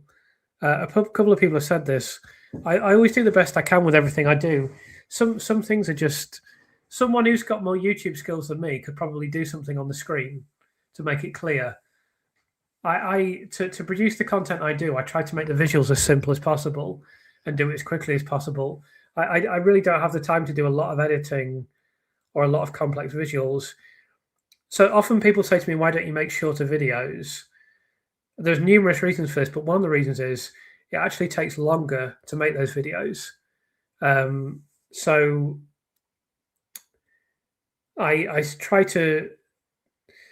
to make things where they can be done in a certain time frame, because it is exhausting doing the visuals and doing the editing for those types of videos. But I do make them when I can, and I do the best I can with the transcript videos. But it's very, very difficult, very, very difficult to make it completely clear. So I do apologise for that. Who was supervising Hughes at Cheshire Police? Well, ultimately it's this guy Roberts, isn't it? How much supervision he was placed under, we don't know. I mean, ultimately he's leading the investigation. I don't know how the chain of command works in a police constabulary. Maybe Dr. Steve Watts can shed more light on that. Have you written to Esther McVeigh who opposed David Davis in Parliament? I haven't had time to do that. Maybe it's worthwhile, but given that she was given that she was hostile, how receptive she'd be to that, I don't know. I think you'd make an ace investigative journalist. Well, thank you for that comment. Appreciate that. I don't think I'll be changing profession, but what I'm doing now may give me the opportunity to do stuff that I haven't done previously. We'll have to see.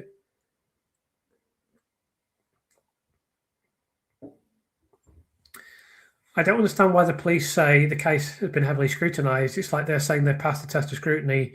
Does not make sense, appears zero reflection. So a lot of times when the police say things, they're just hoping, it's just a PR thing, really. They're just hoping to convince the person who's not paying attention. Anyone that's paying attention, they're not going to convince at this stage, and they must surely know that. It's just a PR statement to try and, head off criticism in some way.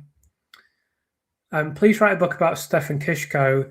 Even though there is no scope for redress, it would throw up parallels that would keep people thinking. Well, I'll give that some consideration in the future. I don't think it will be my next project, but I will give it some consideration. And, I can't do everything, but we'll see what happens in the future. Esther McVeigh's an MP for part of Cheshire, yeah. And presumably has personal contacts either with Cheshire Constabulary or with the Council of Chester, so it would be interesting to find out. Yeah, we'd like to know more about her, that's for sure. And yeah, I mean, particularly if your MP's estimate McVeigh's worth writing. I mean, whether she's going to take a letter from me seriously, given that she's not even my MP and she was hostile, remains to be seen. Just excuse me for a second. Excuse me. Do apologise. So I might have to stop this live stream relatively soon because I'm starting to get hay fever now, and I might start sneezing, and that's not going to be pleasant to watch. So I'll look through the remainder and see if there's any questions. Is it possible Cheshire Police have in their possession more writings and scribbling to Lucy? They have got a lot of stuff that hasn't been disclosed. We don't know what they have.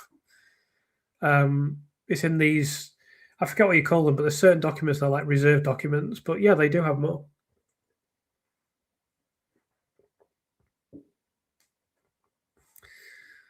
I'm surprised so I'm just doing questions now. Do your family think Lucy is innocent? I think that they're starting to open their eyes now. Some are receptive, some are not. But I've managed to a great deal.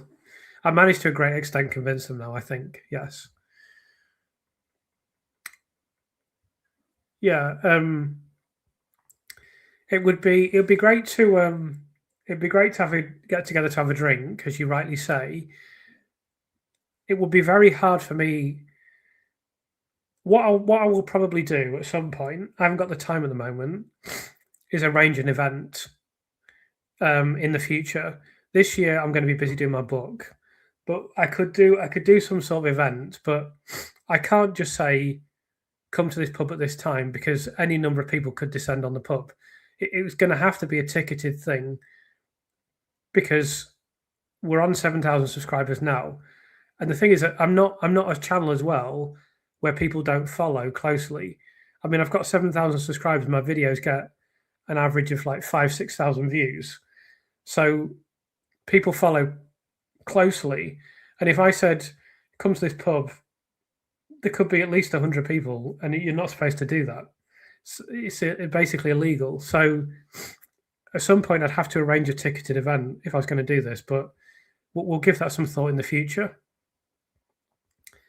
I mean, it would have to be done delicately as well, because if I said it'd be difficult.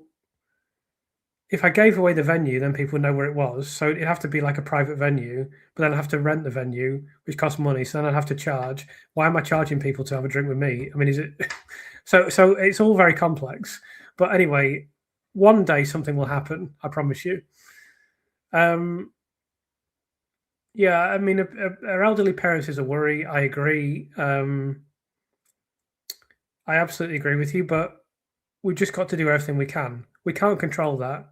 All we can do is control what we do, and we've just got to do the best that we can and not worry about these consequences. What's your level of interest in the recent moon mission? Good question. Well, given that I have to concentrate entirely on the Lucy Letby case, my literacy on recent current affairs is not great. I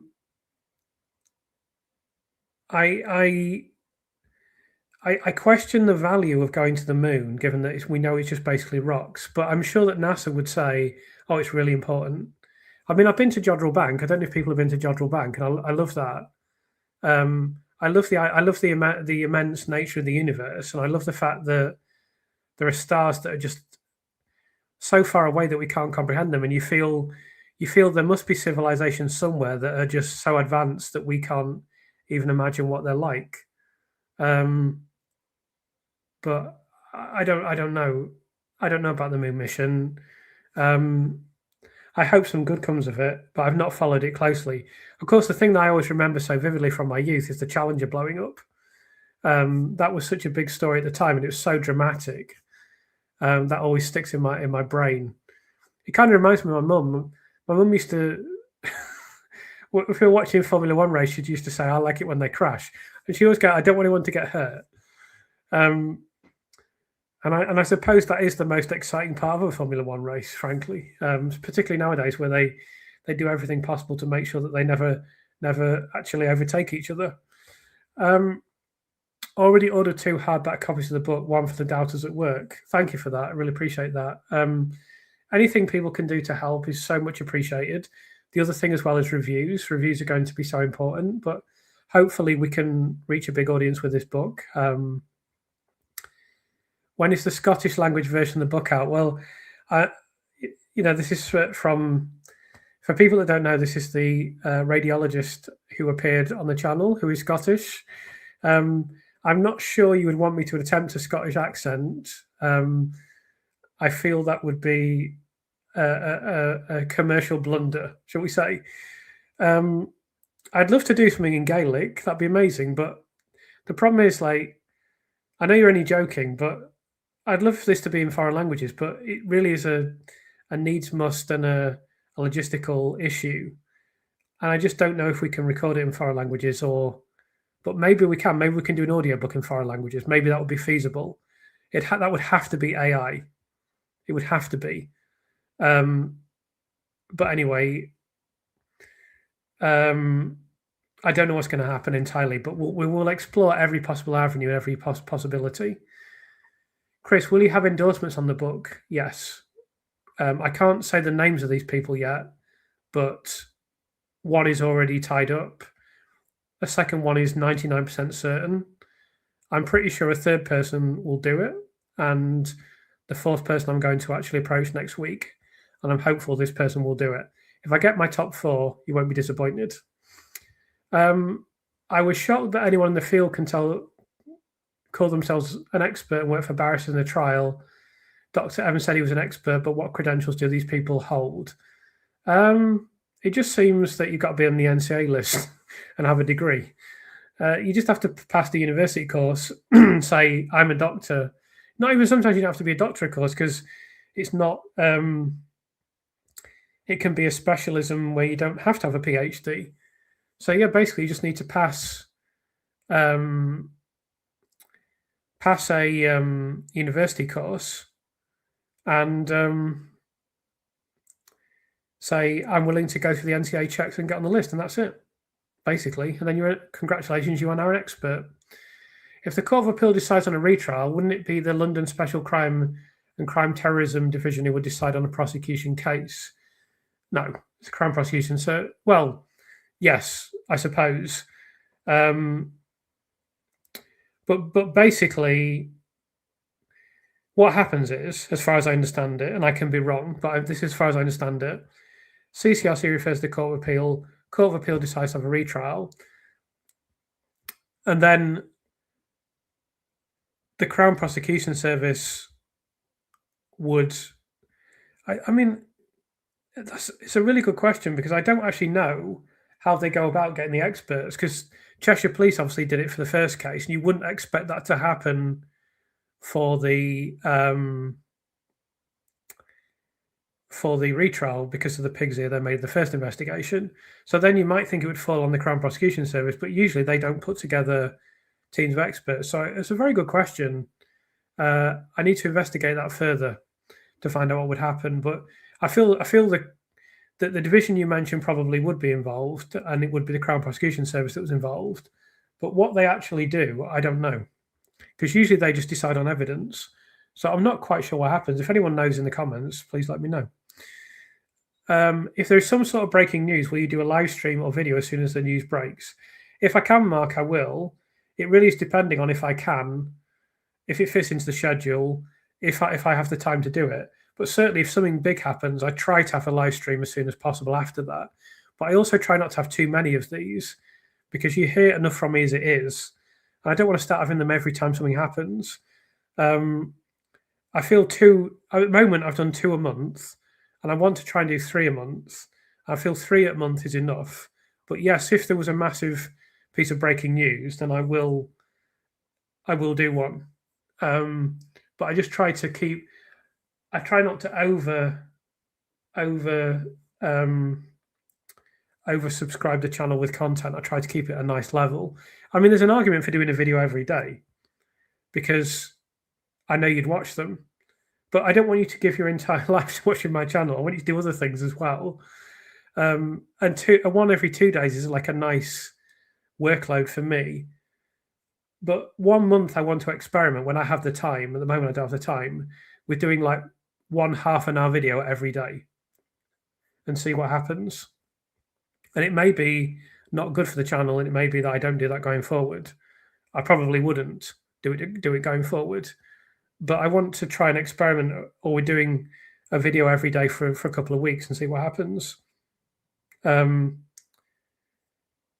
But I might never get around to doing that. It might not be possible. I don't know. But the reason I do things the way I do now is I just do a live stream just to keep in contact with you guys and try and give something back for all your support. And I try not to do too many of them because you don't want to, I really appreciate the fact that I can do a live stream. I know that there'll be peak viewers will be 200. I mean, when the view count comes at the end, it's over 1,000 usually. And people will give 2 hours out of their evening, 3 hours in some cases when I've done them in the past, and that you're just here for me when there's many other things you could be doing. So I'm really grateful for that, and I don't want to over egg the pudding. And your commitment and support is enormously appreciated, but I don't want to be here. Oh, here's Chris again for his 15th live stream of the week. I want to always keep it proportionate and keep it at the right level. And I think I've done that fairly well so far. So that's always a consideration. So I hope that answers your question. But if I don't do live streams as often as you might want them, or as if you think that I should, it is literally because I'd rather give you too little than too much. Good evening to Cheryl. Great to have you here. I'm sorry you didn't realize I was alive. I really need to start planning this out better. But when I'm doing YouTube only, my planning and organization of YouTube will be better. At the moment, it really is firefighting constantly to try and make everything work. And I know for a fact I've received loads of emails and haven't answered any of them. So I just try and do the best that I can. But once my book is signed off and I've recorded the audiobook, it will get easier for me to record YouTube content. And at some point, you might see me in a different house because I'm going to stay on the South Coast with a friend of mine. So you may see me in a different house at some point, but we'll see. David Davis blew the lid off this thing, absolutely, and there's no putting the lid back on now. It's just a case of making the system accept that this is a massive cock up, and that's all about pressure. We've got to put the pressure on. It's as simple as that. How likely do you think it is that Roberts will be forced to retire? Oh, good question. I'm just going to get a bottle of water and think about that. I'll be back in 1 minute.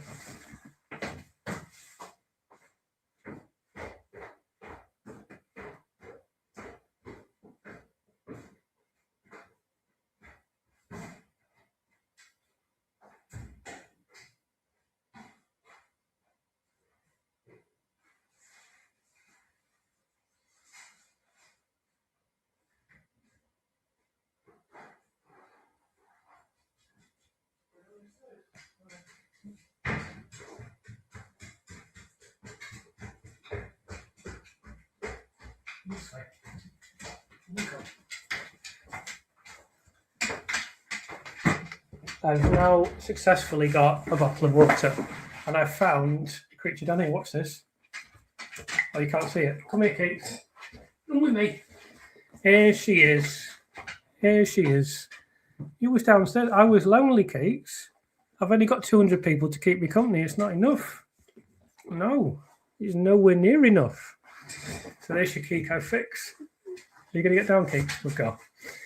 Yeah. So sorry about the break there, but I think if a person in his position of responsibility does something stupid or does something inappropriate, that there's always going to be a certain external and particularly internal pressure to fall on your own sword, whether that's retirement or leaving the fray, as it were. That's always a possibility. I was thinking the other day about Cressida Dick. God, that thing's annoying. I don't know if people remember Cressida Dick, but she was the head of something, Scotland Yard or something like that. I can't remember what it was exactly. Let's look her up actually, so I can tell you accurately what she actually is. Man United won 1-0 as well. Cressida Dick, yeah, she was the first openly homosexual officer to lead the Metropolitan Police Service. So, Cressida Dick, let's see the end of it. I can't remember exactly what happened with her, but yeah. So, in February 2022, I thought this was so unfair. In February 2022, a report was released by the Independent Office for Police Conduct, accusing officers at Charing Cross Police Station of misogyny, racism, discrimination, bullying, and sexual assault, suggesting that these were not isolated cases within the police force. Of course, that's very worrying and extremely serious. But Cressida Dick had to resign, and she said the mayor no longer has sufficient confidence in my leadership. I mean, I'm sure she doesn't want the culture of the police to be misogynistic. She's a woman, and obviously she's not only a woman but a homosexual woman. So I hardly think that she would want a culture of bigotry to be present in the police. I mean, that's why I think it's so hard to be in these positions where things can happen. You're held responsible for something that's happened, and you have no control over what do you think Cressida Dick wanted there to be misogyny, racism, discrimination, bullying, and sexual assault at Charing Cross Police Station? I'm sure she didn't. But what on earth can she possibly do about it? So often when there is a problem, someone has to fall on their sword. That's an example of someone falling on their sword. And there's always a possibility if it gets, I'm sure we haven't heard the last from David Davis, and that the pressure could be ramped up on Mr. Roberts. Let's just say that. Barry Joyce didn't get compensation, would Lucy? Typically, no, she wouldn't, because you have to be proven innocent, basically. And very small percentage of people get compensation. But listen, I will be fighting for compensation for Lucy, as will lots of other people. And the system is going to come under enormous pressure to give her compensation. And we will never stop until this happens. I can't say it will definitely happen, but, I will not rest until Lucy is compensated for this horrendous, disgraceful debacle. Have I ever had a haggis and mash pie? So I'd have to have a vegetarian haggis now, because I don't eat meat. I don't eat anything from mammals. I'm pescatarian. I eat fish still. Because I'm from, we consider ourselves, we Grimbarians consider ourselves to be, we consider our town to be the global capital of fish and chips. So for me to stop eating, and the fish and chips, to be fair, in Grimsby are insanely good. And I do pride myself on making a pretty good fish and chips myself, beer battered fish and chips. But for me to stop eating fish is almost like a hanging offence. So I felt giving up meat is fine, but maybe I should carry on eating fish. But yeah, I've never tried haggis, and I've never tried vegetarian haggis, but I'll probably very, very likely be coming to Scotland this year. Hopefully will. So I'd love to try that. I love a good pie, and I'm sure I would absolutely love it. I'd be very surprised if I don't like it. Why do the MPs not feel enabled by David Davis MP to speak out? Why only him and Jeremy Hunt? So I actually do know the answer to this question, but I can't reveal all of the details. I think, broadly speaking, what I can tell you is that you will note that Sir David Davis and Sir Jeremy Hunt are very senior MPs, and they're both on the same side of the House. And I think that's basically the reason. More junior MPs and less established MPs and MPs that are in the government may not feel as confident about speaking out. Just mentioned 19 Nurses rightly says here, not all experts need a degree if a rare specialised subject. Yeah, I was being flippant to say they needed a degree. Absolutely right. You just need qualifications, knowledge in a particular area. I suppose you could have a professional expertise. That's why they call the plumber the estates manager, for example. He wasn't an expert witness, but he could theoretically be an expert witness in his area, of course. Chris, originally you gave the link to audiobook from Cinto Press, which I did. Then you said that best to order off Amazon, so review would be isolated and not get much viewing. So yeah, so basically, if anyone has ordered from the publisher, that's very much appreciated, and you can absolutely do that. And I would get a bigger percentage of that. So that would be a bonus. If you order from Amazon, you can review the book, and reviews are very, very important. So all I would really call on is for as many people to buy from Amazon in particular, and also Waterstones to a lesser extent. Amazon is so important, but Waterstones is good. If you're morally opposed to Amazon, that's fine. Just do whatever you need to do. You can buy from the publisher, you can buy from Waterstones, but please review the book as many people as possible. Even one thing you could do is, if you've bought from the publisher, if you're going to buy from the publisher, buy the audiobook from Amazon. If you're going to have the audiobook and the physical copy, a lot of people are saying they'd like to have the physical copy and the audiobook. So just buy one of them from a platform where you can review. That would be enormously appreciated. It really is. I mean, may probably make a video about this again in the future. It's just the more reviews we can get, the quicker we can get them, the more it is pushed algorithmically, the more it goes onto Amazon's front page, the more it's going to be in front of the general public. They're not following this case to the extent that you are. Now, everything is going to be done. Every preparation is being made now to ensure that this gets in front of a lot of eyeballs, but nothing can be left to chance. Nothing will be left to chance. And one of the important things is to get as many reviews as possible. I can't emphasize that enough. So you can all help out with that. That's something you can all do to help. How are you getting on with getting Dewi Evans on board for an interview? I guess he has reservations in doing so. It's another opportunity to be cross-examined again. So I think it's extremely unlikely that Dr. Evans is going to be interviewed by me, because he indicated immediately that he wouldn't do that, and his immediate response was to try to insult me. So I think it's a pretty slim opportunity that I'm going to be cross-examining him, as you put it, or interviewing him, at least in the foreseeable future. However, I have been conversing with Dr. Evans again as recently as today. So you will see that on this channel relatively shortly, rest assured. I'm sure you'll all be looking forward to that. Would you potentially be a fellow of... yeah, probably not. I think it was a joke question. Is there any chance the CCRC could reject Lucy's case? And if so, would that happen then? I think it's very unlikely, Faye. You can't say definitively that they would do that, that they won't reject the case, but I think it's very unlikely. But let's wait and see. They're going to come under massive pressure if they do reject this. They're going to come under massive pressure anyway. But I mean, think of we discussed this today. Think of the media pressure that's going to bear down on them to say, oh, there's not enough evidence to refer this back to the Court of Appeal. Yeah, we've only got so there could be over 2,000. I mean, there's 37 reports. Let's say there's an average of 50, 60 pages. The insulin report's over 80 pages.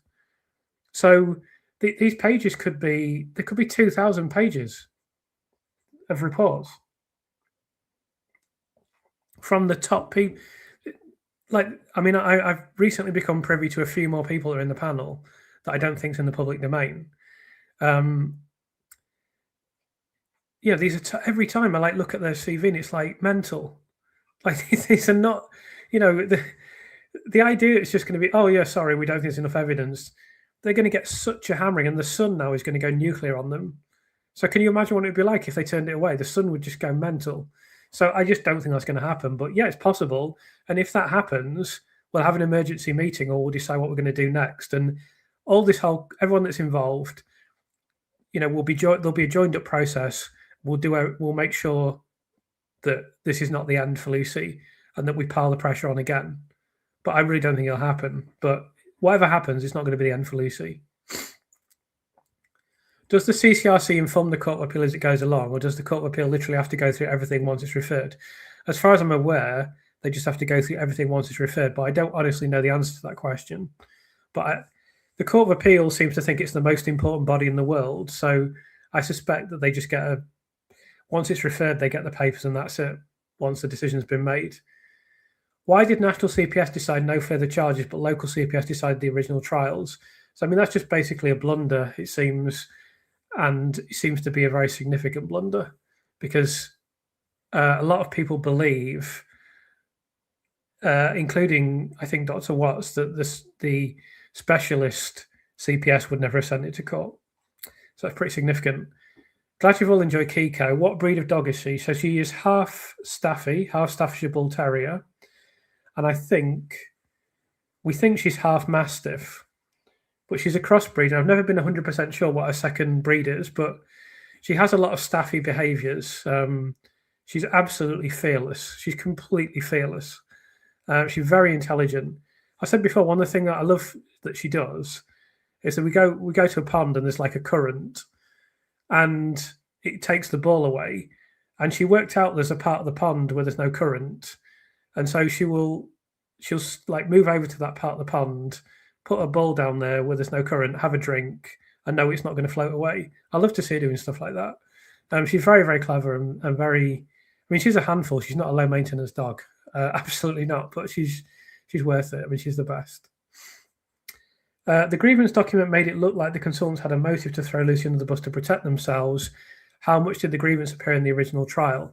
So I'm going to answer this in a future video, but what I didn't realize is that Stuart has done a video on Stuart Gillam has done a video on the grievance procedure that I wasn't aware of.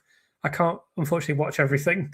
I still haven't listened to the latest Amanda Knox podcast, but I will do. I've only listened to a few minutes and I got busy doing something else and then it all fell apart.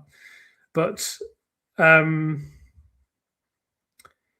it did appear very, very in a very minimal capacity. But now I know more about this. There is more about this out there, so I need to familiarize myself with this. So there's some comments about Cressida Dick saying something stupid. I don't doubt that for 1 second. Someone says, I can confirm Grimsby fish and chips are the best. Grimsby is definitely the best place for fish and chips, my fellow Grimberrian. Whitby's good, I agree. Whitby's good, but we think Grimsby is the best. There is a video actually where there's this YouTuber and I saw her do it. She went with one of the guys who used to do something on Soccer AM, and they went under I've forgotten the name of him. He's he's one of the few famous people from Grimsby called Lloyd something, and he's been on telly. He's on Soccer AM, and I've heard him on Classic FM actually, and he said you've got to go to Grimsby, you've got to go to Steele's Corner House restaurant because it's the best in the world. And they go there, and they don't go there cynically, but they go there with like the attitude of right, okay, prove it. And then they have fish and chips, and they sort of say, "Oh, that's so good." And at the end of it, the guy says to the girl, "Is that the best fish and chips you've ever? Have you ever had fish and chips that good before?" And she goes, "No, I haven't." So that made me oddly proud, even though I didn't do anything. But they are very, very good there. But I agree, Whitby is very, very good as well. Obviously, coastal towns. The key is that they keep all the best fish. For starters, you can't. I mean, I don't know if people know this, but haddock is deemed better than cod, and we keep all the haddock and send the cod out to everyone else for starters. But also, they keep the freshest stuff, and it's all like if I know there's the P-bung. It's called the P-bung. It's like the oldest chippy, and they only get it like so fresh. You just even if you try and cook at home, you just can't do it the same way. Leaving aside the logistics, but you can't get the same quality of fish unless you go to a fish market. So yeah, probably enough time. I probably discussed fish and chips enough now, but it is something that I do love. Let's go a bit further down. Yeah, I mean we may use technology to translate the book into other languages, but it'll be literally about the logistics. It may be that we have an audio version or an ebook version, but not a printed version. I don't know. We have to make we'll have to make all of these decisions in the future. But we're constantly looking at things internally. I've got fortunate to have people working for me and fortunate to have PR people working for me. So, we'll do everything as diligently as we can. Lucy wouldn't need compensation. The media would be falling over themselves for an exclusive with her. I mean, that's absolutely true, but it depends. If Lucy wants to do that, she may not want to. But we will make sure that Lucy doesn't need to work or ever worry about money ever again. Don't worry. Was he as rude today as he was in the previous emails? No, he wasn't, actually.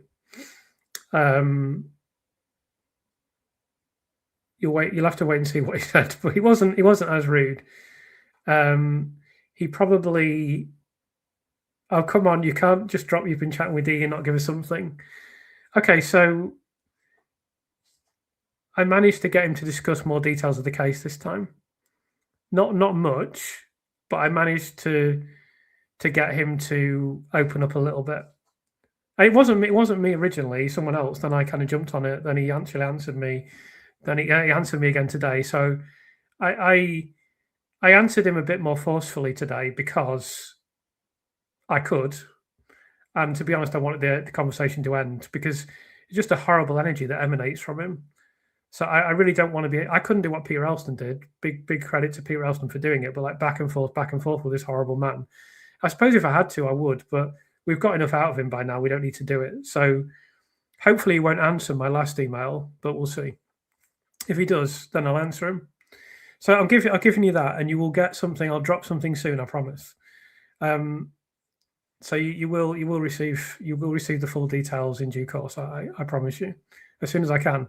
I mean, I was actually going to make this my next video, but it depends on whether or not he answers me more. So we'll just have to wait and see. Yeah, there is a possibility the CCRC will reject Lucy's application. I think we all need to be prepared for this. There is so much at stake for some parties involved. I agree. We absolutely need to be prepared. I agree with you. And we will be. Don't worry. Great result for the Mariners today. Yeah, great season for the Mariners. I haven't looked at the table, actually. I'm not like the biggest fan now. I used to have a season ticket when I was younger. But yeah, they could still make the playoffs. They've still got a chance. So ironically, it's Grimsby and Chesterfield. So my nearest league club is Chesterfield. So they're the two clubs that can make the playoffs still. On Swindon as well, I suppose. Guess Notts County. Hopefully, I mean, if Grimsby got promoted, beat Man United, and made the fourth round of the League Cup and the FA Cup, that's their best season for like 90 years, I think. I mean, the season when we went to Wembley twice was pretty good, but I mean, I remember that. Hi to Claire and hi to Truthfinder. Don't worry about being late. I mean, you can catch up, and I appreciate you being here at all. It's very, very much appreciated, as always. We are drawing to a bit of a close now because I've nearly caught up the chat, but I'll try and stay for a bit longer, seeing as you just joined, and keep going. I looked up how to get on the NSA list of experts. You must live in the UK, pay £40, fill in a form, given the names of two persons who will support your application. So should we go for it, Richard? How do you fancy it? I think you'd be a better candidate than me, probably. Although the court, that given that you're viewed as problematic, I don't know what the right word is. Bolshy? Could that be the right word? I don't know. Maybe I'm the better candidate, but I don't have any qualifications. Is really the problem. So yeah, I'll support you if needed. What is the NCS, the abbreviation for? NCA, National Crime Agency. I much prefer cod. Yeah, I mean, if you've grown up with it, that would be normal. We consider haddock to be the best fish. Plaice is good as well. Cod is perfectly okay. I've had a cod and chips before, but when I used to live in Cheshire, the chippy used to do cod and haddock, and I would insist on having haddock every time. I think I'd Plaice from there when they didn't have haddock, and that's why I didn't have haddock. But I mean, they would always say you'll have to wait for haddock because everyone has cod, because that's just the norm. And the reason for that is when Grimsby used to be the biggest fishing port in the world, and they used to send the cod everywhere else because it's not considered to be as good as the haddock. But it's all a matter of taste, isn't it? It's not objective. It's just a matter of opinion, really. Chris, please apply for the NCA and I'll happily pay the 40 quid. Yeah, well, we'll see. We'll see. Stuart Gillham's channel is also very good. I agree. I try and skim things on it. I really don't get time to watch stuff now, but if he's come out with something new, I do try to keep an eye on it. I'm in touch with Stuart as well. So, let's go a bit further down. Just to clarify, I have no doubt the CCRC will do the right thing by Lucy regarding the evidence. As you say, I don't think they would have much choice without making a mockery of themselves. And that's, I agree, Faye, and I think that's why they will do it. But I also agree that we have to be prepared for them not doing it. But I'd say it's at least 95% likely. Also, of course, Richard doesn't live in the UK, so someone would have to sponsor me. So I'd have to become an expert witness. It's difficult to say what field I'd become an expert witness in. I would like to suggest I'm an expert writer. How useful that would be to a court is open to debate. But yeah, that's all you need to do. That's all you need to do. We know now. The Sun being supportive of Lucy is massive. Yeah, absolutely. And they won't stop now. That's the thing. They will just keep hammering it and hammering it and hammering it. Once they make that decision, that's why they got Stuart Clifton. Stuart Clifton has said to them, it's safe. It's safe for you to go nuclear. And now they will go nuclear. I'm an expert in analysis. Well, I would like to think so. But that would make me more of a barrister. I think I could be a very good barrister, except for, problems with like having morals and ethics that are not helpful in the system. I'm not saying that no barristers have moral and ethics. Obviously, some of them do, and I'm sure that's a problem for those that do. But I just think, in terms of my temperament and psychology, I'm not well suited to being a barrister. If I had to defend someone who I knew was guilty, done something horrendous, it would be a pretty half-hearted effort from me. And if I had to prosecute someone I believe to be innocent or knew to be innocent, it would again be a pretty half-hearted effort from me. And that's not what you're supposed to do. So I just don't think I could do it. If the CCRC don't refer Lucy's case, there will be uproar from us anyway. However, I do believe that's why Vera Beard is there. She'll refer it, stand down, then the Court of Appeal will exonerate her. Interesting. We'll have to wait and see. Hi, Chris. What can we all do to help? My MP was a damp squib. Anything else? Okay, firstly, Pam, email me, lucy_letby_analysis@mail.com and share your MP letters with me, and I'll tell you what to do next. Secondly, I did discuss this earlier in the live stream. Just support anyone. Support people who've got a public platform, do things on social media, talk to your friends and family, speak about this as often as you can. Anything you can do to raise awareness, anything you can do to raise public awareness helps. If you may be able to think of more abstract ideas than myself, like I'm not an expert on this. I just suggest what I can think of. So you may be able to think of things that I can't do, but anything that makes this more publicly aware, more publicly known, anything that can change the mind of someone that may not be on our mind, may not be on our side at the moment, is helpful. It can be a comment in a newspaper article, it can be a comment on social media, it can be anything like that.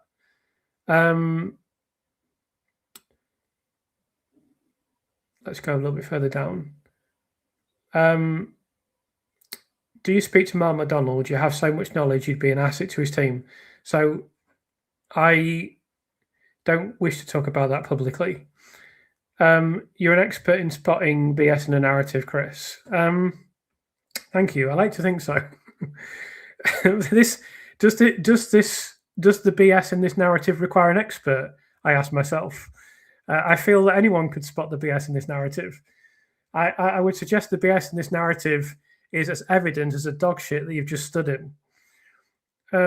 Doesn't that sound suspicious, not being able to check unless a nurse provides you a PIN number to enter? I can't. I mean, that's a question for Richard, I think. So I don't know what that's referring to. I've already sent my MP's letter to you, but heard nothing back as you're so busy. Sorry, please resend it, Pam. I'm really sorry about that. Please resend it. I'll send you an email tomorrow if you send it tonight or whenever. I'll send you one as soon as I can. I didn't mean to not respond. It just literally sometimes it's impossible. But I'll make sure I respond.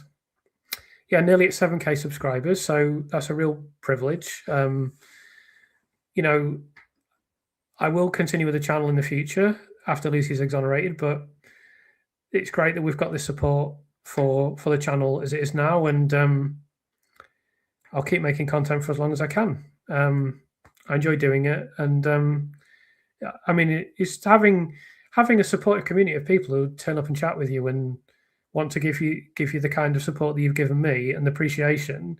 It is beautiful. I mean, it's a really wonderful thing, and I definitely don't take it for granted, and that's why I do these live streams to try and give something back to you. With that being said, I've caught up with the chat now, and also you've made me hungry talking about haggis and fish and chips. So I'm absolutely starving now. So I'm going to end the live stream here. Done 2.5 hours. Thank you all for being here. It's been great as always, and I'm going to try and hold a third live stream towards the end of the month. And I'm actually going to try to keep my promise that I will do 3 live streams this month, which I promise every month and always fail. I will try to succeed this month. But yeah, thank you so much to everyone for being here, and I'll look forward to speaking to you all again soon. And there'll be a new video on Monday. I'm not sure which one it's going to be, but I promise I'll reveal the Evans conversation as soon as I can. Thanks again to everyone, and I'll talk to you all again soon.